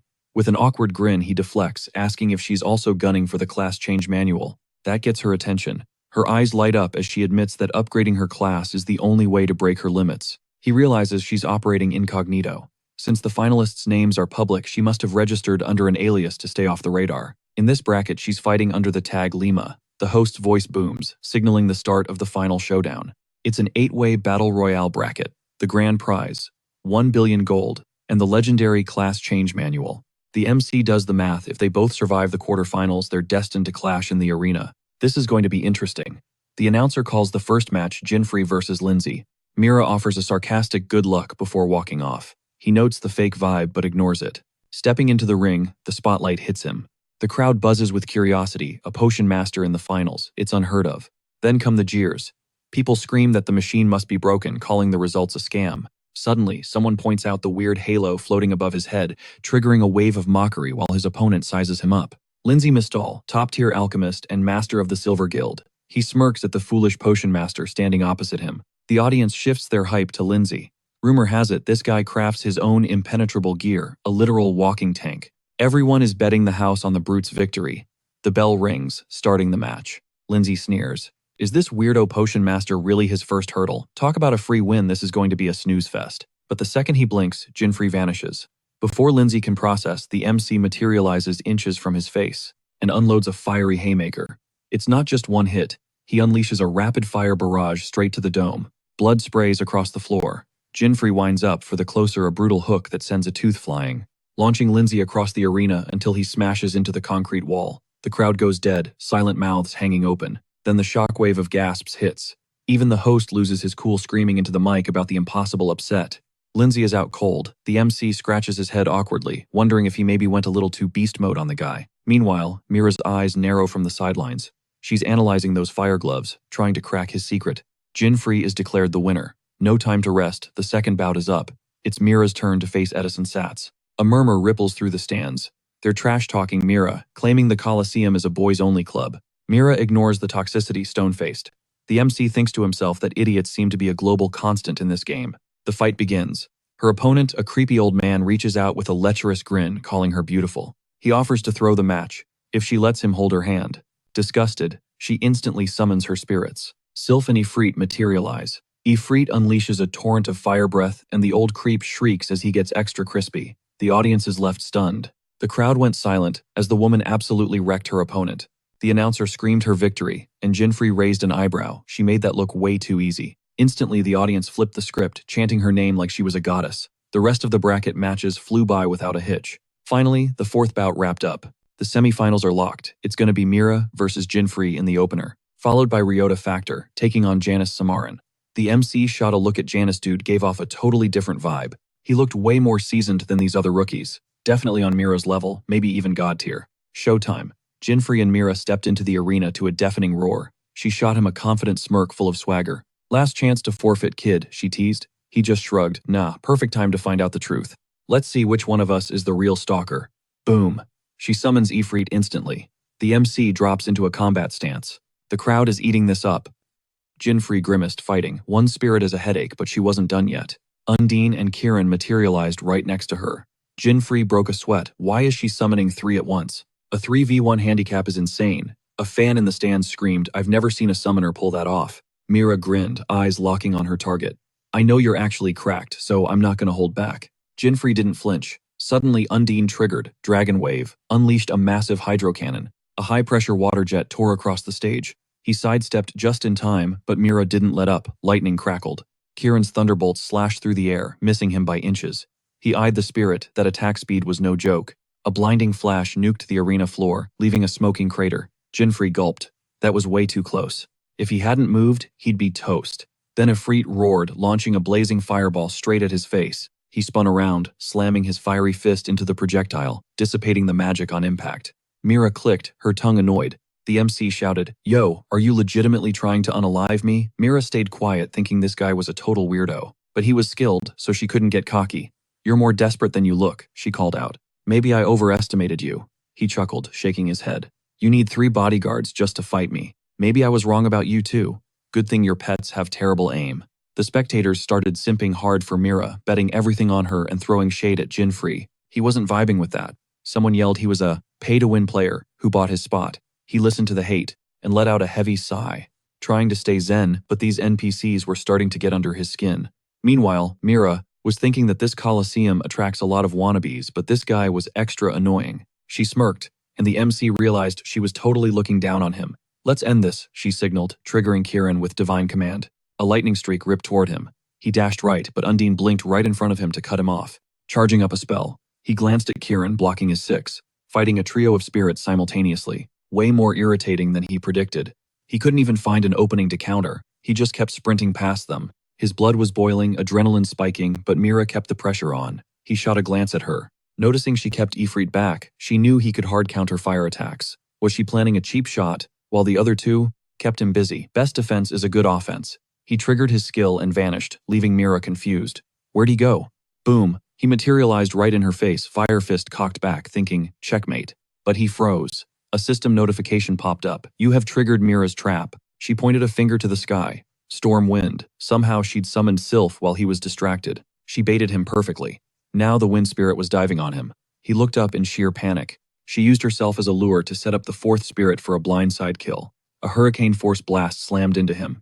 The audience leaned in, eyes glued to the dust cloud. Mira thought, no way he walks away from that. But when the smoke cleared, her jaw dropped. He was still standing there. Despite tanking a massive hit, Jinfree held his ground. The stadium erupted in chaos. He coughed, clearing his throat. Okay, you almost got me. If not for his lightning speed, he would have been game over. Skill active, 3 charges left. Mira tensed up. Suddenly, the MC launched himself at her. Screaming, we ain't done yet. Watching him close the gap, her mind raced. She didn't know it was possible to chain skills. With 0 cooldown like that, does this guy have infinite mana? She snapped her hand up desperately. Jinfree unleashes Ifrit, but the spirit body blocks him instantly. Knuckles collide with a deafening thud. The inferno fizzles out like a wet match. Mira clocks it immediately. Ifrit nullified the heat. Jinfree flashes a cocky grin, basically telling her, yeah, I read you like a book. He lands a flurry of strikes, but she just laughs it off, screaming that his little combos mean absolutely nothing to her defense. He knows fighting fire with fire is a zero-sum game here. Time for plan B. He winds up for a haymaker psych. He strips the gloves, whips out a dagger, and hits her with that wicked smirk. Hope you like poison. Defense is useless. He bypasses the spirit and rushes her, triggering the melting skill mid-sprint. The blade liquefies, morphing from solid steel into a writhing metallic centipede. It coils around her, throwing her completely off rhythm. Before the construct dissolves, it's go time. Jinfree snags her with the metal whip, hoisting her into the air and putting the squeeze on. The grip is absolute. She can't breathe, let alone command her spirits. She's thrashing, gasping for air. Jinfree exhales. Talk about a buzzer beater, the centipede form was seconds away from timing out. The ref calls it, Mira is out cold. Jinfree takes the W, sheathing his weapon and catching her before she hits the deck. Smooth. The arena erupts into applause. Mira wakes up salty, muttering about how much losing sucks. He's shocked she isn't raging. Instead, she gives props where props are due, admitting his skills are top tier. He tosses her an antidote vial, downs one himself to prove it's safe, and walks off like a boss. She accepts the L and the cure silently. Mira watches him go. That kit, ordinary summoners can't even dream of that. Jinfree is officially a threat. A system ping flashes for the MC. Mira is eyeing his gear with major envy while he cracks a crooked smile. She's doing the math, teleportation, fire, fists, and a weapon that shapeshifts. She's never seen a loadout like that. She's dying to know the specs. But the clock is ticking. Semi-final match number 2 is live. Ryuta and Jonas step into the ring. Ryuta grins, promising to make this a quick speed run. Jonas shoots back. Can't wait. The bell rings. Jinfree is chilling in the dugout when the crowd roars. He whips around just in time to see Jans drop Ryuta in a single devastating hit. It's over. The guy is a legit swordmaster. Jinfree locks eyes with his next opponent, sensing something dangerously off about him. The MC takes the mic. It's time to reveal the finalists for the main event. In Corner 1, Jinfree Van Raid, the potion maker, who packs a punch nobody saw coming. In Corner 2, Jonas Samirian, the guy deleting opponents in milliseconds. The grand finale is here. Before the bell, Mira heckles Jinfree, "Don't die out there." He snaps back, telling her to zip it. The crowd goes feral, but inside the ring, dead silence. No trash talk, just business. Go Jonas blitzes instantly, siphoning massive energy right out of the gate. He declares it's game over. Jinfree just smiles. This guy looks ice cold, but his aura is pure fire. Mira watches from the stands, realizing these two are actually perfectly matched freaks of nature. Jinfree knows he can't drag this out. He triggers his third skill, the one worthy of his title. System alert. For 3 minutes, every single stat gets a double multiplier. The catch: if he doesn't secure the W in 3 rounds, his spirit bandage vanishes. To unlock this beast, he had to spam the first 2 skills. It's the ultimate buff, but the penalty for losing is catastrophic. High risk, high reward. Round 1, stats doubled. Round 2, stats tripled. Round 3, quadrupled. Jonas draws his blade, daring him to come get some. Jonas activates a skill and closes the gap instantly. Jinfree is shook but manages a twitch reaction. He backflips a split second before impact. But Jonas is sticky. He's right back in Jinfree's face, raining down blows. Jinfree starts sweating. He recognizes this movement. This guy isn't basic. He's class changed. It's the upgraded adventurer build. We're talking elite tier access to busted skills and stat ceilings that shouldn't exist. Jinfree weaves through the combo and jumps Jonas's steel, slashes the air right where his ankles used to be. Jinfree makes space, then rubber bands right back in, lighting up his fist for a pyro smash. Too slow. Jonas pops an Excel buff, steps back and looks at him like he's trash. That's it, really. You're moving at snail speed, bro. Jinfree stays quiet, realizing this speed is exclusive to the Swordmaster meta. Standard tactics won't cut it. Suddenly the system chimes in. Round 1 complete. Round 2 active. Stats tripled. Let's go. Janus clocks the power shift instantly. He charges in grinning like a maniac. Looks like his opponent finally grew a spine. But a little backbone isn't enough. Janus smirks, mocking the effort. Faster maybe. But compared to me, you're moving in slow motion. He snaps into a counter, blinking into existence right in Jinfree's face. Tragic, he taunts. You didn't even see that coming. Boom! The impact sends Jinfree skidding across the arena floor. Up in the stands, Mira gasps, but the MC just heaves a heavy sigh. This guy is way tougher than the scouting report said. A blinding flash rips through the stadium. Janus levels his blade, channeling raw energy for a named skill. Pure light condenses at the tip of his steel, then fires. The beam tears past Jinfree, obliterating the arena wall with a deafening crash. Reflexes saved him. Jinfree vaults high, hovering momentarily above the terrified crowd, before landing back in the kill box. He realizes something terrifying. That wasn't just power. Janus is unleashing top-tier swordsmanship, the kind of elite techniques most warriors spend decades mastering. The stakes just skyrocketed.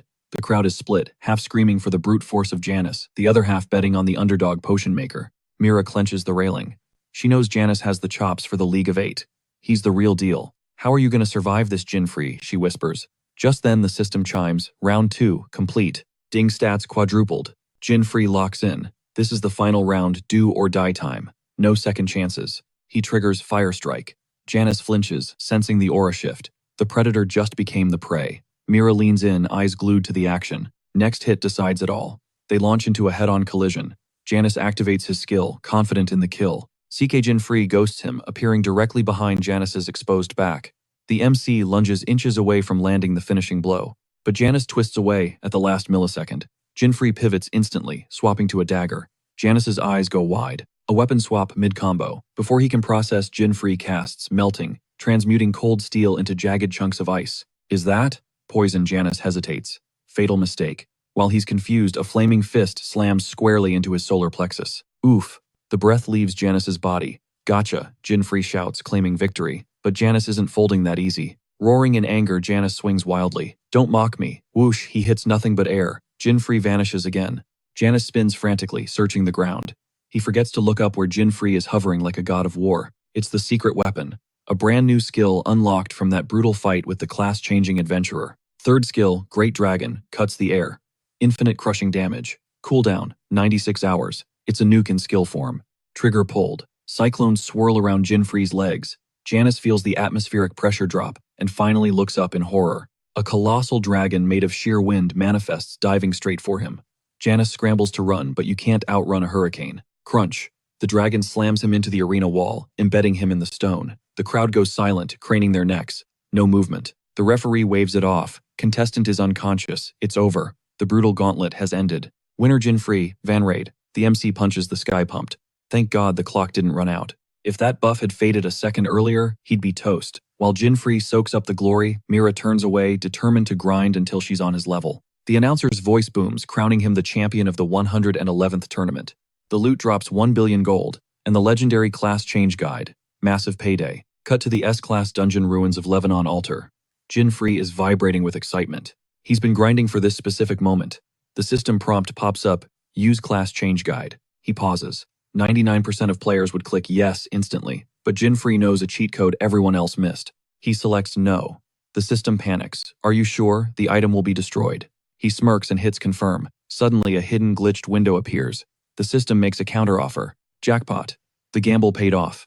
The guide vanishes, replaced by something far rarer. It's an Easter egg found only in these ruins, a reward for rejecting the standard path. The manual reformats into a piece of gear, the commemorative pendant. Rank unknown, stats plus 700, intelligence, skill attached, battle record, the ability he can steal the class of anyone he defeats. Jinfree grins. This is broken. No more fixed role. He can shapeshift his class to counter whatever enemy stands in his way. He gets their skills, their strengths, total adaptability. It's the ultimate trump card. With the pendant secured and the third demon lord dusted, he sets his sights higher. Next stop, floor 4. He steps up to the portal room. A bead of sweat rolls down. The 4th floor isn't for the faint of heart. It wasn't like any map he'd ever loaded into before. This continent was a notorious meat grinder for players. Taking a deep breath, he stepped into the portal. Boom. Welcome to the 4th floor. But instead of a dungeon, it was a straight-up luxury resort. He spawned onto a pristine beach swarming with high-level adventurers. Some dudes were shredding waves, others were chilling on deck chairs flexing for the ladies, and the rest were pounding tropical cocktails. Jinfree wasn't buying the chill vibes. His gut screamed danger. An entire continent disguised as a massive tourist trap. It's the ultimate distraction, a place to drown out the PTSD from battle. The only vacation spot where survival is still entirely on you. And that's the hook. Players get addicted to the soft life, quit the grind, and effectively retire from the game right here. As he cruised the shoreline, a girl flagged him down, asking if he was flying solo. He eyed her up. Who's the random? She was giving off major sketchy vibes. Then he clocked the ears. Unusual. Is she part of the Seawolf clan? She hit him with the intro names Kukuru. Claims she's the premier local guide around these parts. Promises she can get him access anywhere. Makes sense, she's rocking the King of Thieves class, a high-tier rogue spec available after class change. Being a marine species gives her the swimming perk naturally. She asked for his tag, but Jin shut that nonsense down cold. Zero chill. She ignored the rejection, snatched his wrist, and tried dragging him to her secret spots. Jin wasn't having it, dude's on a schedule. She kept yanking on his arm like a brat, then froze. Shot him a dirty look like he was the problem. Announced she was dipping out. Gave his shoulder a quick tap, peace out, and bolted like a sprinter. Jin watched her dust trail, totally confused. Weird interaction, but whatever. Time to move. But before grinding, he checked his XP. He popped open his inventory menu, and his eyes nearly bulged out of his skull. His spiritual bandage gone. He gripped the holographic window shouting, "Where the hell is it?" Then it clicked. That sketchy girl played him. Meanwhile, Kukuru was strutting down the sand, grinning ear to ear at her score. Guy looked like a total scrub, but he was carrying gold tier loot. This fetch was going to pay out massive cash. Too busy celebrating, she didn't watch where she was going, and slammed right into another woman. Kukuru scrambled to apologize fast. "Totally my bad, you good." The woman turned around, it was Mira. But before they could chat, Found You Jinfree's voice roared from the sidelines. He was charging at them like a bull seeing red. The little thief started sweating bullets. Mira blinked, surprised to see Jin again, but her gut screamed trouble. She opened her mouth to ask what the deal was, but Jin ghosted her existence. His eyes were locked on the pickpocket. Kukuru tried to sprint, but Jin was faster. He snagged her wrist. "Hand it over, now." She put on the innocent act. "I didn't do nothing," Jin snarled. "Drop the act and confess, then splash." An icy cocktail drenched Jin's head. Mira stood there looking unimpressed. Seriously, bullying a kid in broad daylight. Charmed, Mira deadpanned. "Now, let the kid go, you're crushing her wrist." Jin released the thief, but Mira wasn't done. He tried to explain, but a piercing scream cut him off. Then came the ominous rattle of metal chains. Clank, someone clamped shackles on Kukuru before she could blink. Bandits swarmed, stuffing the struggling thief into a burlap sack. Before they could bounce, Jin stepped up. "Hold it. That girl owes me." The thugs turned, smirking, like they'd won the lottery. "You're the big payday." Jin narrowed his eyes. How did these scrubs know who he was? Mira realized the score immediately. "Adventurer hunters," she muttered. "Scumbags who rob and kidnap players on the fourth continent. The Kongu Guild." Jin grimaced. "Stalkers, since the tournament arc creepy. Are they after his gold stash?" Then it clicked, he remembered these clowns from his gaming days. The lead thug grinned. "Looks like he figured it out. We're pros, kid. Don't even think about running." He signaled his crew. "Bag him. Strip his gear." Chains flew through the air, aiming to bind Jin tight. Whoosh. Jin vanished into thin air. The thugs panicked. "Grab the girl," the leader barked. "She's a semi-finalist. She's loaded." Meanwhile, Jin was chilling on a tree branch above them. He grinned down. "Look at you, famous enough to get kidnapped." Mira let out a deep, exhausted sigh. Can't a girl catch a break? Even on vacation, chaos follows her. She recognized the name now. This was that trash guild everyone warned her about. Mira finally decided to join the party. But while she was busy wrecking mobs that sneak-snatched the bag with Kukuru and dipped. Seeing this, Jinfree bolted after them, but a massive golem of a man slammed into his path.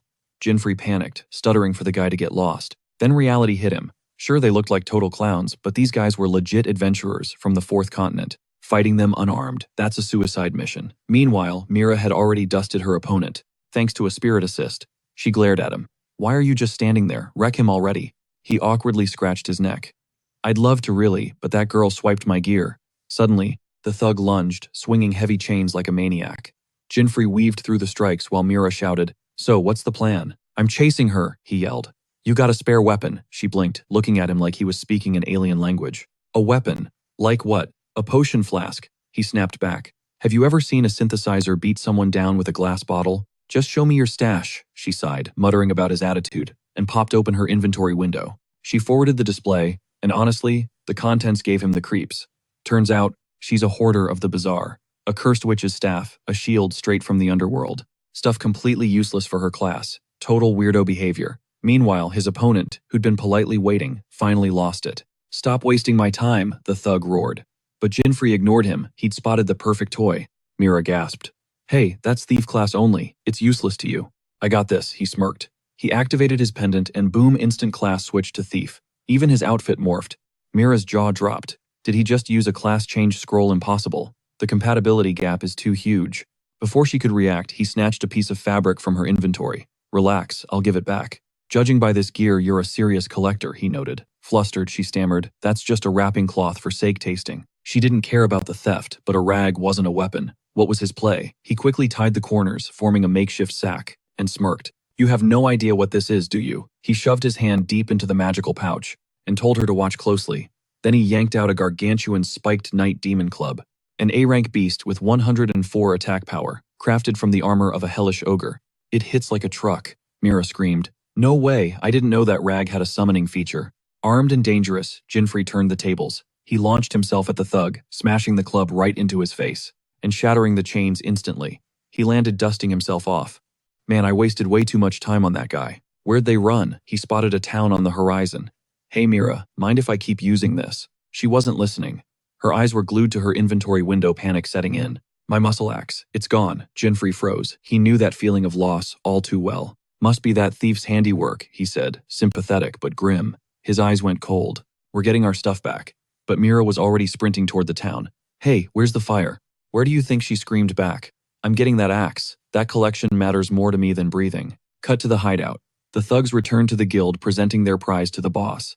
"A rare beastman catch," Kukuru snapped. "Let me go," but the second in command just laughed. "We're gonna get rich off this one." "Agreed," his brother nodded. This was the Congo Guild run by the notorious Bajura brothers, Vice Guildmaster Agio and Guildmaster Undio. Undio leaned forward. "And the main target?" "Located him as planned, boss," a minion replied. "We'll haul him in any second." Crash. The door exploded inward. Mira stomped into the hall. "Hey thief, give me back what you stole." Jinfree stepped over the debris, looking awkward. "Did you really have to nuke the door?" "I don't do obstacles," she spat. "Door or person, it moves." Kukuru's eyes went wide, seeing them. "Where are the guards?" the members shouted. Mira smirked, looking them up and down. "Those losers. They're probably fish food down at the beach by now. Now, hand over the girl, or say goodbye to your life bar." Suddenly she snapped into motion, leaping sideways, to dodge a spell blast from an advanced mage. It was Agio. "Barging in here like you own the place," he scoffed. "Terrible manners." His brother narrowed his eyes. "Well, looks like we missed our target, but they came to us. Deal sealed. Looks like it's a trap and clap situation right here, right now." Jennifer knew the chaos was about to drop. Mira instantly clocked them, the Bajura brothers. Their rap sheet was already trending topic #1 in the community. The duo stood up, totally unbothered. They knew the score bounties on their heads, and she was a walking ATM smelling like old money. Exact same vibes as their target. Agio waved a hand board, deciding to speedrun this fight, and launched a barrage of wooden tentacles, which MC barely sidestepped with a clutch jump. Damn it, he wanted to ghost this situation, but now, it's on. Mira didn't hesitate, thinking this trash guild was way past its expiration date. "Sylph, you're up." She blitzed the oldest brother instantly, but thud, 0 damage. He was camping behind a massive earth fortress. Mira realized too late. Wind spirit against earth magic, useless matchup. And Agio just cackled. He taunted that those weak hits wouldn't scratch his brother's defense. But right at that second, Jinfree vaulted over the wall and dive-bombed Angio. "Hey, nothing personal, buddy, but you're blocking my path, so square up." Before he could land a hit, Agio blindsided him with vine whips, sending him flying backward until crack he slammed into the wall. Agio lost it, laughing his head off. He called Jinfree a total joke. Angio sneered. "This guy, the top adventurer, you gotta be kidding me." Both heroes gasped for air, trying to reboot their brains. Kukuru spiraled. The Bajura brothers were notorious for trafficking, torture, and murder. Cruel wasn't even the word. MC turned all his rage onto Mira. He snapped, "Wow, absolute dream teammate right here. If you hadn't gone full Leroy Jenkins, we wouldn't be in this mess." She shouted back, "What is he yapping about? If his attacks weren't so weak, this would be over." Mid-argument, the air got spicy. Fireballs incoming. They noticed them at the absolute buzzer. Boom! A massive explosion rocked the room, leaving nothing but a scorch mark where they stood. The guild, goons, and Kukuru peeked out terrified. The Bajura brothers smirked. Those idiots are toast. They barked at their minions to sweep the area and grab the cash. Kukuru was shaking, totally paralyzed. They died, and it was all her fault. Meanwhile, a goon checked the ash and frowned. Boss, no bodies. Where'd they go? Suddenly, Jinfrey's annoyed voice dripped with venom right behind the brothers. I told you to secure the loot first, she snapped. Stop bossing me around. The Bajura brothers spun around, shook. How are they still breathing? Aren't you tired of these clowns? MC asked. Oh, absolutely exhausted, she scoffed. As a member of the adventurer community, I can't let them walk. It'd tank the League of Eight's reputation. He facepalmed, begging her to just listen to the plan, but she ghosted him and ordered Undine to attack, which made him furious. Undine surged forward with a water dragon wave, but Unjo slapped up a wall instantly. Mira glared annoyed. Summoning Efrit was risky, but it was do or die time. She prepped the summon plop. Jinfrey slapped a starfish on her face. Hold up, that effectively killed her vibe. Don't summon him yet. Hand over the cypress incense stick. And the toad oil. Plus Ifrit's fire breath. She ripped the starfish off, fuming. Are you trying to rob my whole collection again? Relax, I'll make it up to you. With something special. That piqued her interest. She handed over the loot. If you scam me, I'll never forgive you. Deal. He switched classes to alchemist outfit, morphing instantly. Mira blinked, confused. First a synthesizer, then thief, now alchemist. What kind of broken system is this guy running? He popped a class skill, crafting a charred wooden sword slathered in the oil Mira gave him. It's an A-rank weapon. Adds 10 points to attack. Mira's face dropped immediately. That's it, you scammed me. Give me my stuff back. Whoa, chill out, wait for it. Shift, he changed classes again. High-level swordsman active. The weapon in his hand began to mutate. Boom. S-rank Ifrit sword. Attack power 149. Enveloped in roaring flames. It unleashed a fiery whip ready to pierce anything. Mira stared, mesmerized. MC grinned. That oily wooden stick totally transforms in the hands of a high-level swordsman. Everyone froze. Kukuru watched wide-eyed. It was a literal miracle happening in real time. Even the enemy was starstruck, staring until his brother screamed, snapping him back to reality. The villain smirked, boasting that his defense was impenetrable. No matter the arsenal, nothing could scratch his legendary technique. Unimpressed, our MC triggers Earth Wave, causing the ground to erupt and sending a massive mudslide crashing toward Jinfrey. Timing it perfectly, Mira unleashes a hydroblast. The guy stares at the incoming tsunami, realizing too late he walked straight into a wombo combo. A whirlpool swallows him whole as Mira drops a cold one-liner. That flashy defense of his was full of holes and totally useless against a raging torrent. So much for invincibility. Seeing his brother get washed, Agio loses his mind, screaming that he's gonna rip our heroes into confetti. He launches a barrage of razor-sharp branches, but the MC is already charging up a counterattack, activating a brand new skill. Boom! An inferno explodes around him, spawning a massive fire dragon that lunges forward and incinerates the enemy instantly. The villain shrieks in agony as his minions scatter like roaches. Kukuru watches from the sidelines, absolutely shook by how easily they dismantled the Bajura brothers. Our squad ties the losers up and tosses them onto Kieran's back like luggage, escorting the thief out of the danger zone. Mira gives the girl a death stare, telling her she's off the hook this time, but if she catches her lurking in these hunting grounds again, it's over. Got it. The thief plays it coy, promising to think about it before thanking the duo for the save. Jinfrey rolls his eyes, knowing a kleptomaniac when he sees one. Mira ignores the sass and turns to Jinfrey, genuinely thanking him for the sweet blade upgrade. She owes him one. As she walks away, Jinfrey flashes a devious grin. He heads for the portal, but he's got a secret. Turns out he pulled a fast one, swapping to thief class mid-convo to pickpocket Mira. He swiped a rare item right off her. It's the shark mask grants underwater breathing, and comes with a built-in sonar mic. It's a disposable item with a 30-minute timer. He equips the loot immediately, no time to waste. Next, stop the fourth demon. Speedrunning this dungeon just got easier. The system pings an S-rank dungeon unlocks the second he hits the water. Honestly, he was hoping for some OP legendary gear, not a goofy mask, but he'll make it work. Suddenly, a familiar voice shouts out. He spins around, and guess who? The sticky-fingered thief is back. She's practically fanboying, screaming master, and thanking him again. Jinfrey realizes his stealth radar failed because he unequipped his halo. He quickly slaps the halo back on, muttering that the jig is up. We get it, you're grateful, he sighs. Why are you still here? Obsessed with my power or something? Ding. The system interrupts, demon respect detected. Turns out Kukuru isn't just a fan. She genuinely reveres him now. He stares at her confused as she bows deeply and begs him to take her on as a disciple. Without even waiting for a yes, she calls him master again and suggests they speedrun straight to the Demon King's head. Whoa, pump the brakes, he says. Where is this coming from? If you want to go be my guest, but you're flying solo. He smirks, testing her resolve. You claim you get it, huh? Let's see if you've got the skills to back up that talk. Before he can even finish, she cannonballs into the water, ignoring everything else. He watches her go, intrigued, then slides on the shark mask and heads for the portal. But Kukuru pops back up, blocking his path with a massive haul of fresh fish. How's this for skills? She beams, fishing for compliments. To get her off his back, he throws her a good job. The system drops some lore. The Sea Wolf tribe are absolute speedsters underwater.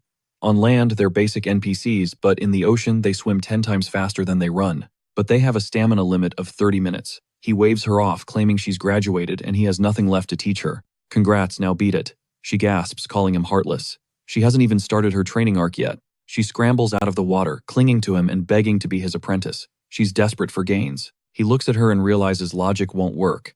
She's going to nag him into submission. Finally, he caves. Fine, you're my apprentice, but only until we clear this dungeon. She lights up like a Christmas tree. Listen, he snaps, I don't have time for drama, and if you steal from me, you're dead. Temporary partnership. That's it. She starts thanking him profusely, but he cuts her off. And quit calling me master. One slip up and you're banned. She salutes enthusiastically.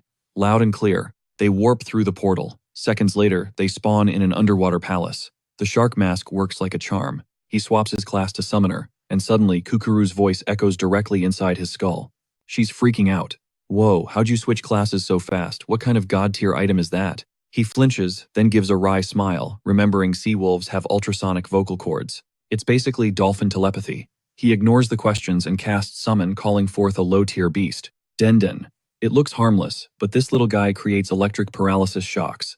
Kukuru's eyes sparkle. She thinks it's adorable. Jinfrey figured his summoner stats were trash tier, making spirit summoning a total no-go.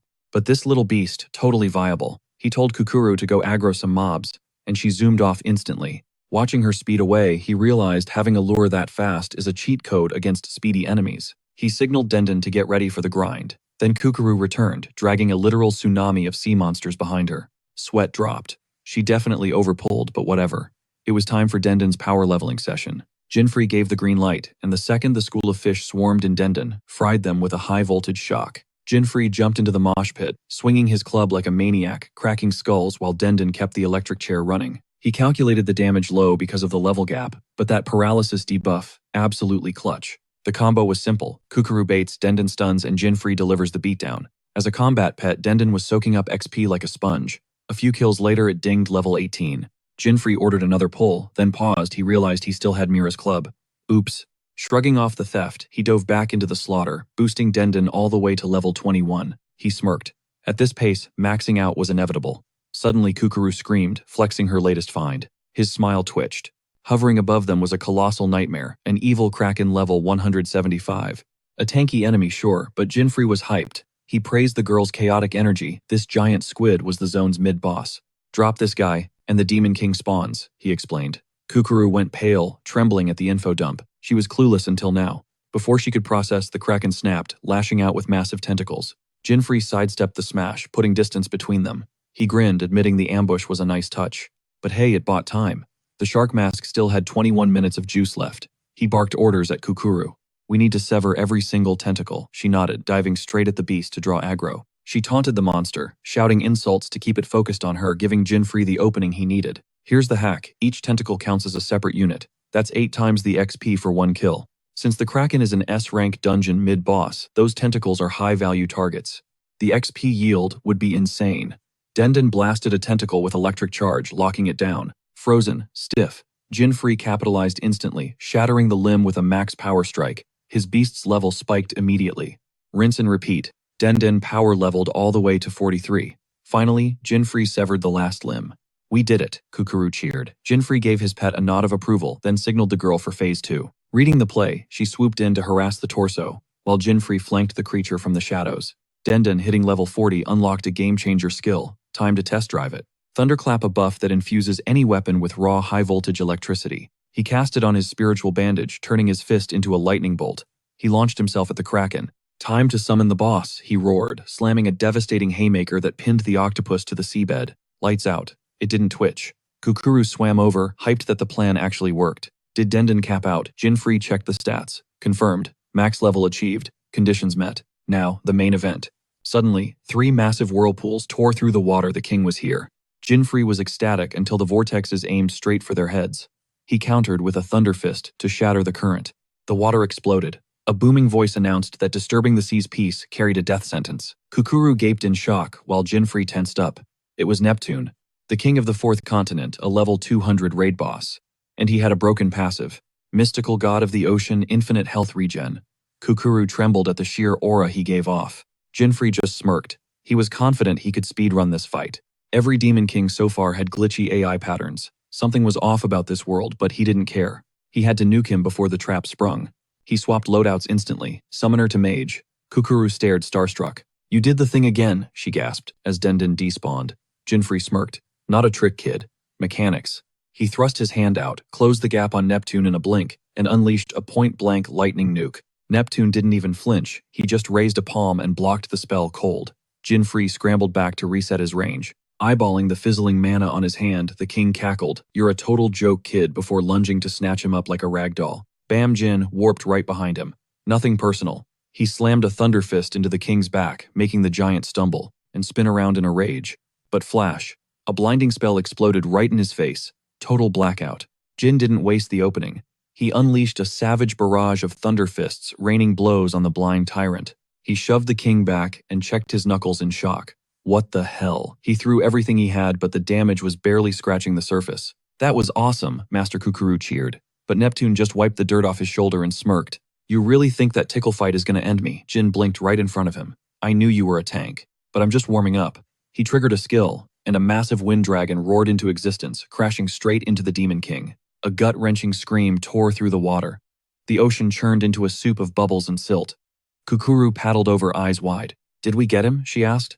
"Not even close," Jin grit his teeth.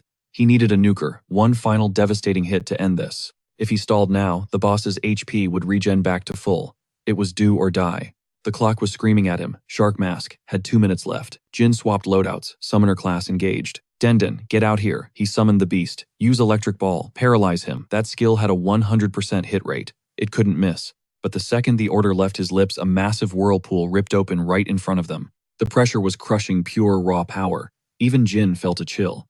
Neptune rose from the vortex like a god, laughing maniacally. "You made a real mess of my ocean boy. Most adventurers wouldn't dream of coming down here solo. I'll give you props for guts, though." Around him, severed tentacles began to swirl in the current. Jin froze. What was that? The corpse of the Kraken was moving. Straight toward the king. Jin's eyes nearly popped out of his head. He literally just killed that thing. History was repeating itself. This raid was going completely off script. Right before his eyes, Neptune absorbed the Kraken, their flesh twisting and merging. "Be honored, human. You're the first sacrifice to witness my true form." Tentacles exploded outward. One grazed a passing fish, and the creature melted instantly into goo. Jin swallowed hard. Great. The tentacles were toxic now. Focus, Jin. Suddenly, a tentacle lashed out. He dove behind a boulder just as the appendage smashed down. The rock shattered. Master Kukuru screamed as the debris buried Jin under a ton of rubble. Neptune howled with laughter at the pathetic sight. Kukuru swam frantically toward the pile, terrified. Crash Jin shoved the boulders aside and stood up. Kukuru beamed. "You're okay." But Neptune wasn't done. Still breathing. Cute. Jin got to his feet, mind racing. This was bad. Really bad. One touch from those tentacles equaled instant death, and his oxygen tank was running on fumes. No more holding back. He swapped to fighter class. Ding. The system window popped up. Spiritual bandages equipped. Health below 20%. Special conditions met. Ultimate skill unlocked. Blessing of the fighting spirit. A terrifying aura erupted from Jin's body. Neptune stopped laughing and squinted. Kukuru gasped. Did he just level up? She wondered. Jin realized the trigger low health plus the bandages while in fighter mode. That last hit nearly killed him, but it gave him exactly what he needed. Neptune scoffed. Another outfit change. "What's the trick this time, fashionista?" The king waved a tentacle board. "Your disrespect ends now. Die." He swiped to crush him. But Jin was already gone. He dodged in midair. He was faster, stronger. The buff was insane.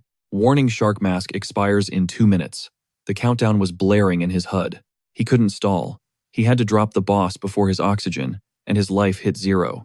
But how? Suddenly, Kukuru's voice cut through the water. She was swimming straight into the kill zone. "Are you insane?" Jin roared. "Get back, it's too dangerous." She ignored him, speeding up. Neptune grinned. "Perfect. I'll skewer 2 rats with 1 strike."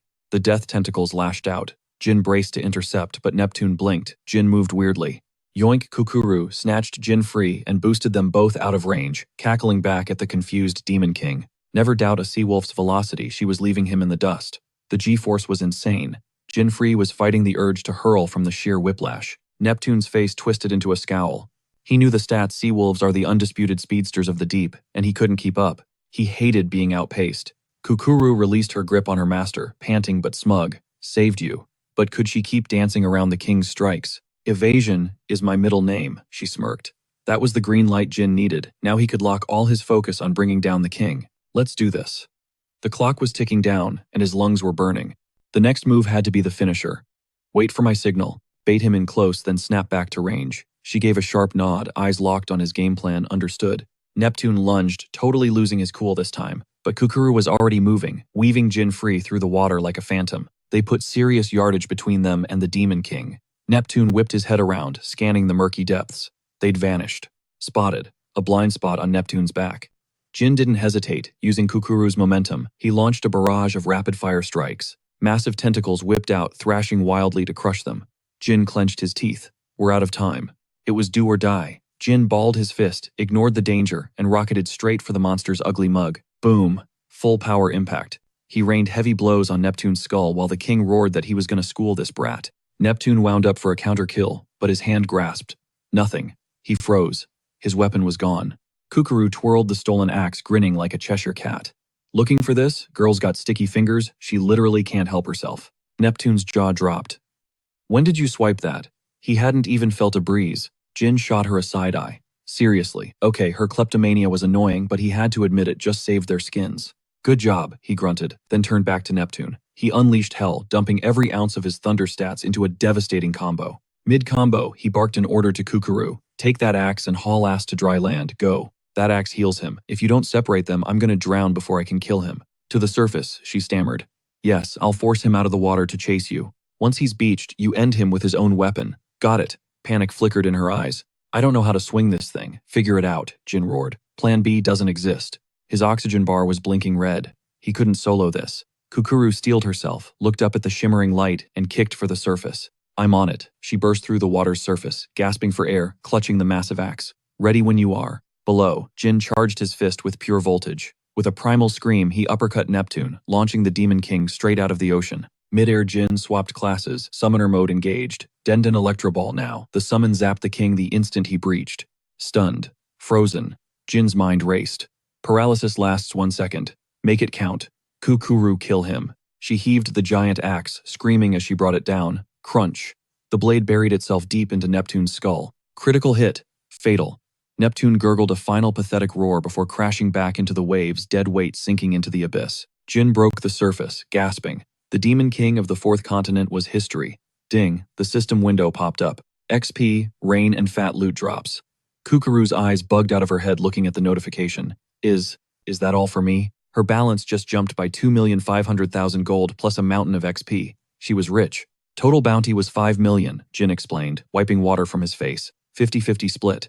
Kukuru started freaking out. I barely did anything. That's not fair. I can't take this. Jin actually laughed. Are you for real right now? You steal without blinking, but a fair payout makes you blush. She turned beet red.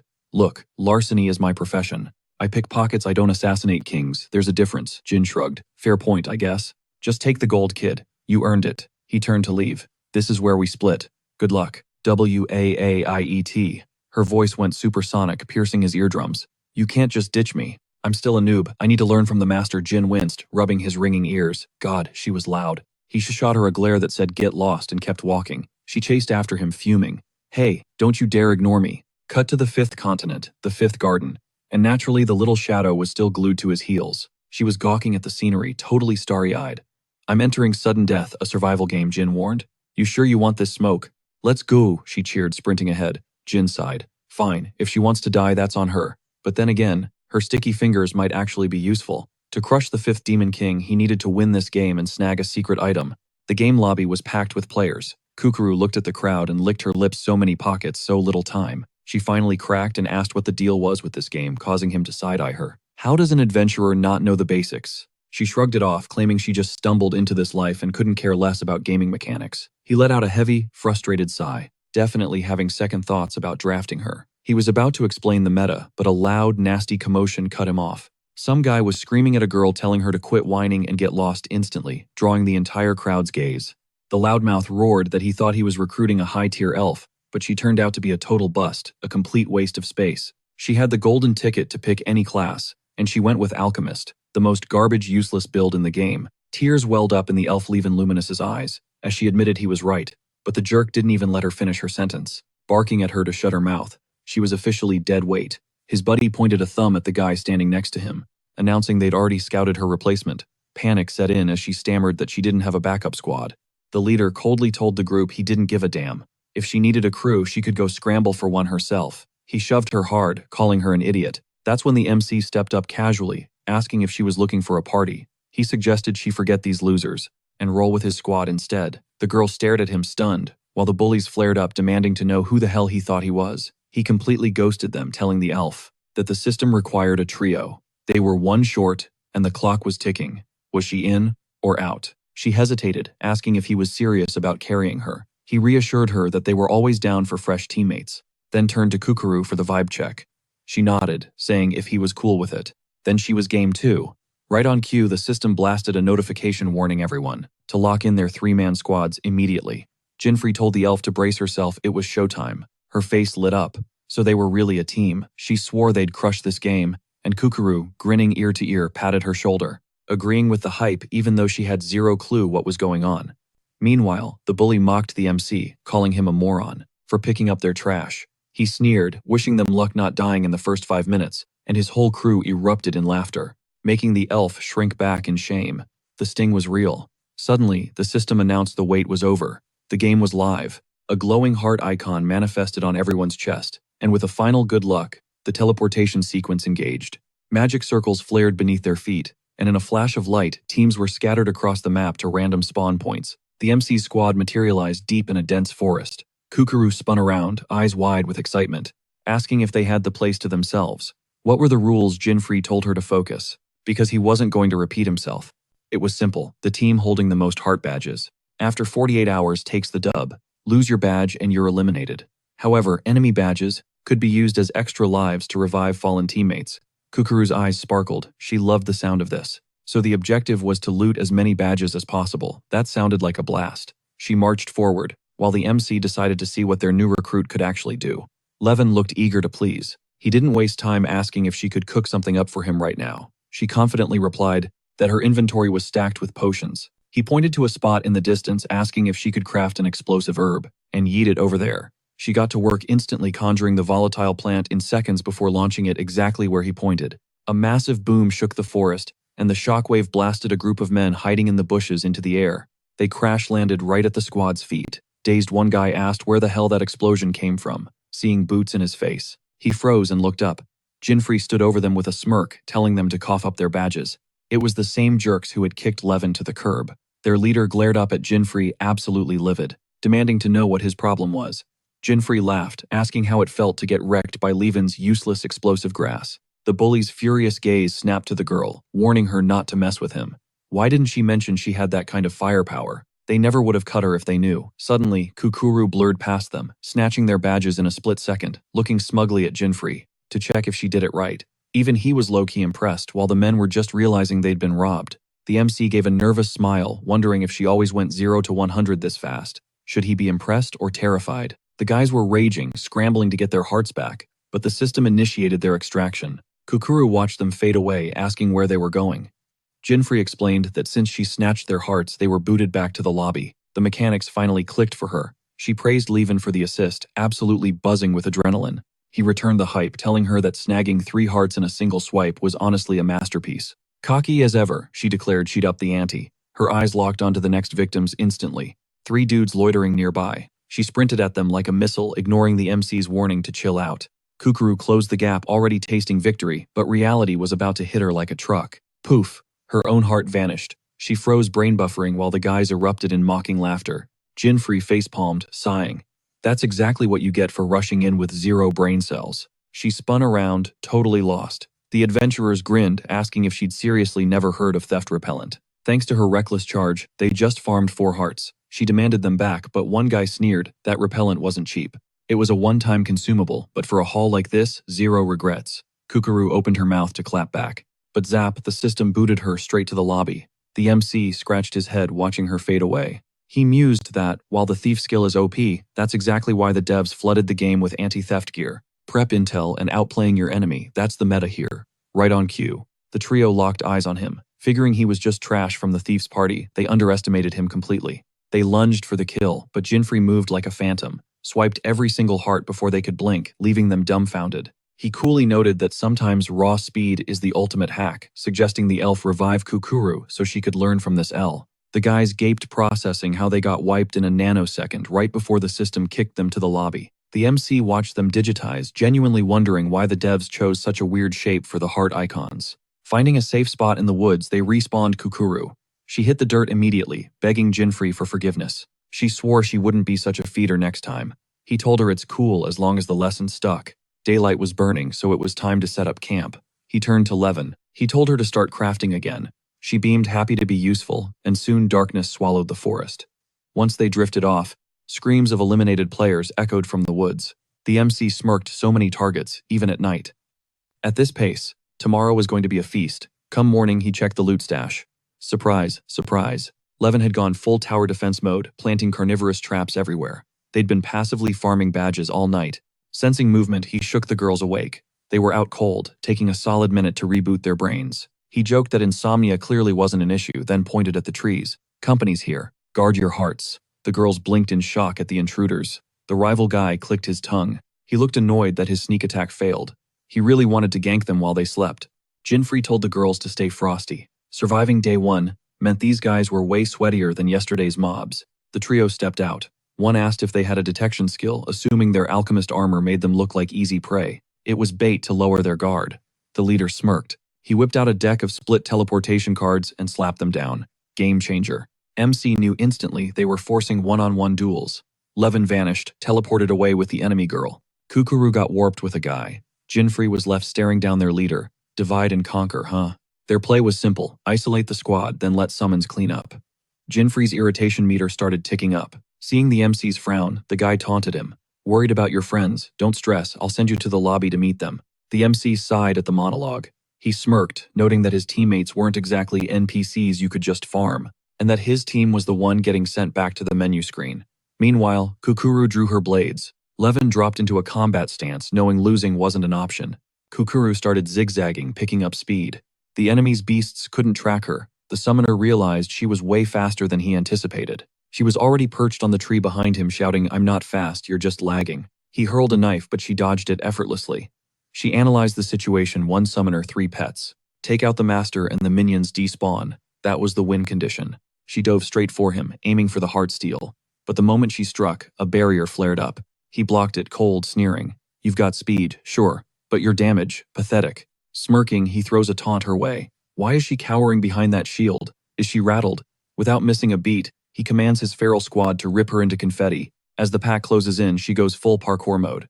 She launches upward, tagging each beast with a precision strike before scrambling up the timber to safety. She hollers down that they'll never snag her like this. Dude snaps, veins popping, screaming at his mindless pets to stop messing around and focus. He barks at them to grab her, but when he cranks his neck up to check the branches, gone. She completely ghosted him. Kukuru materializes right behind him, whispering that he is lagging.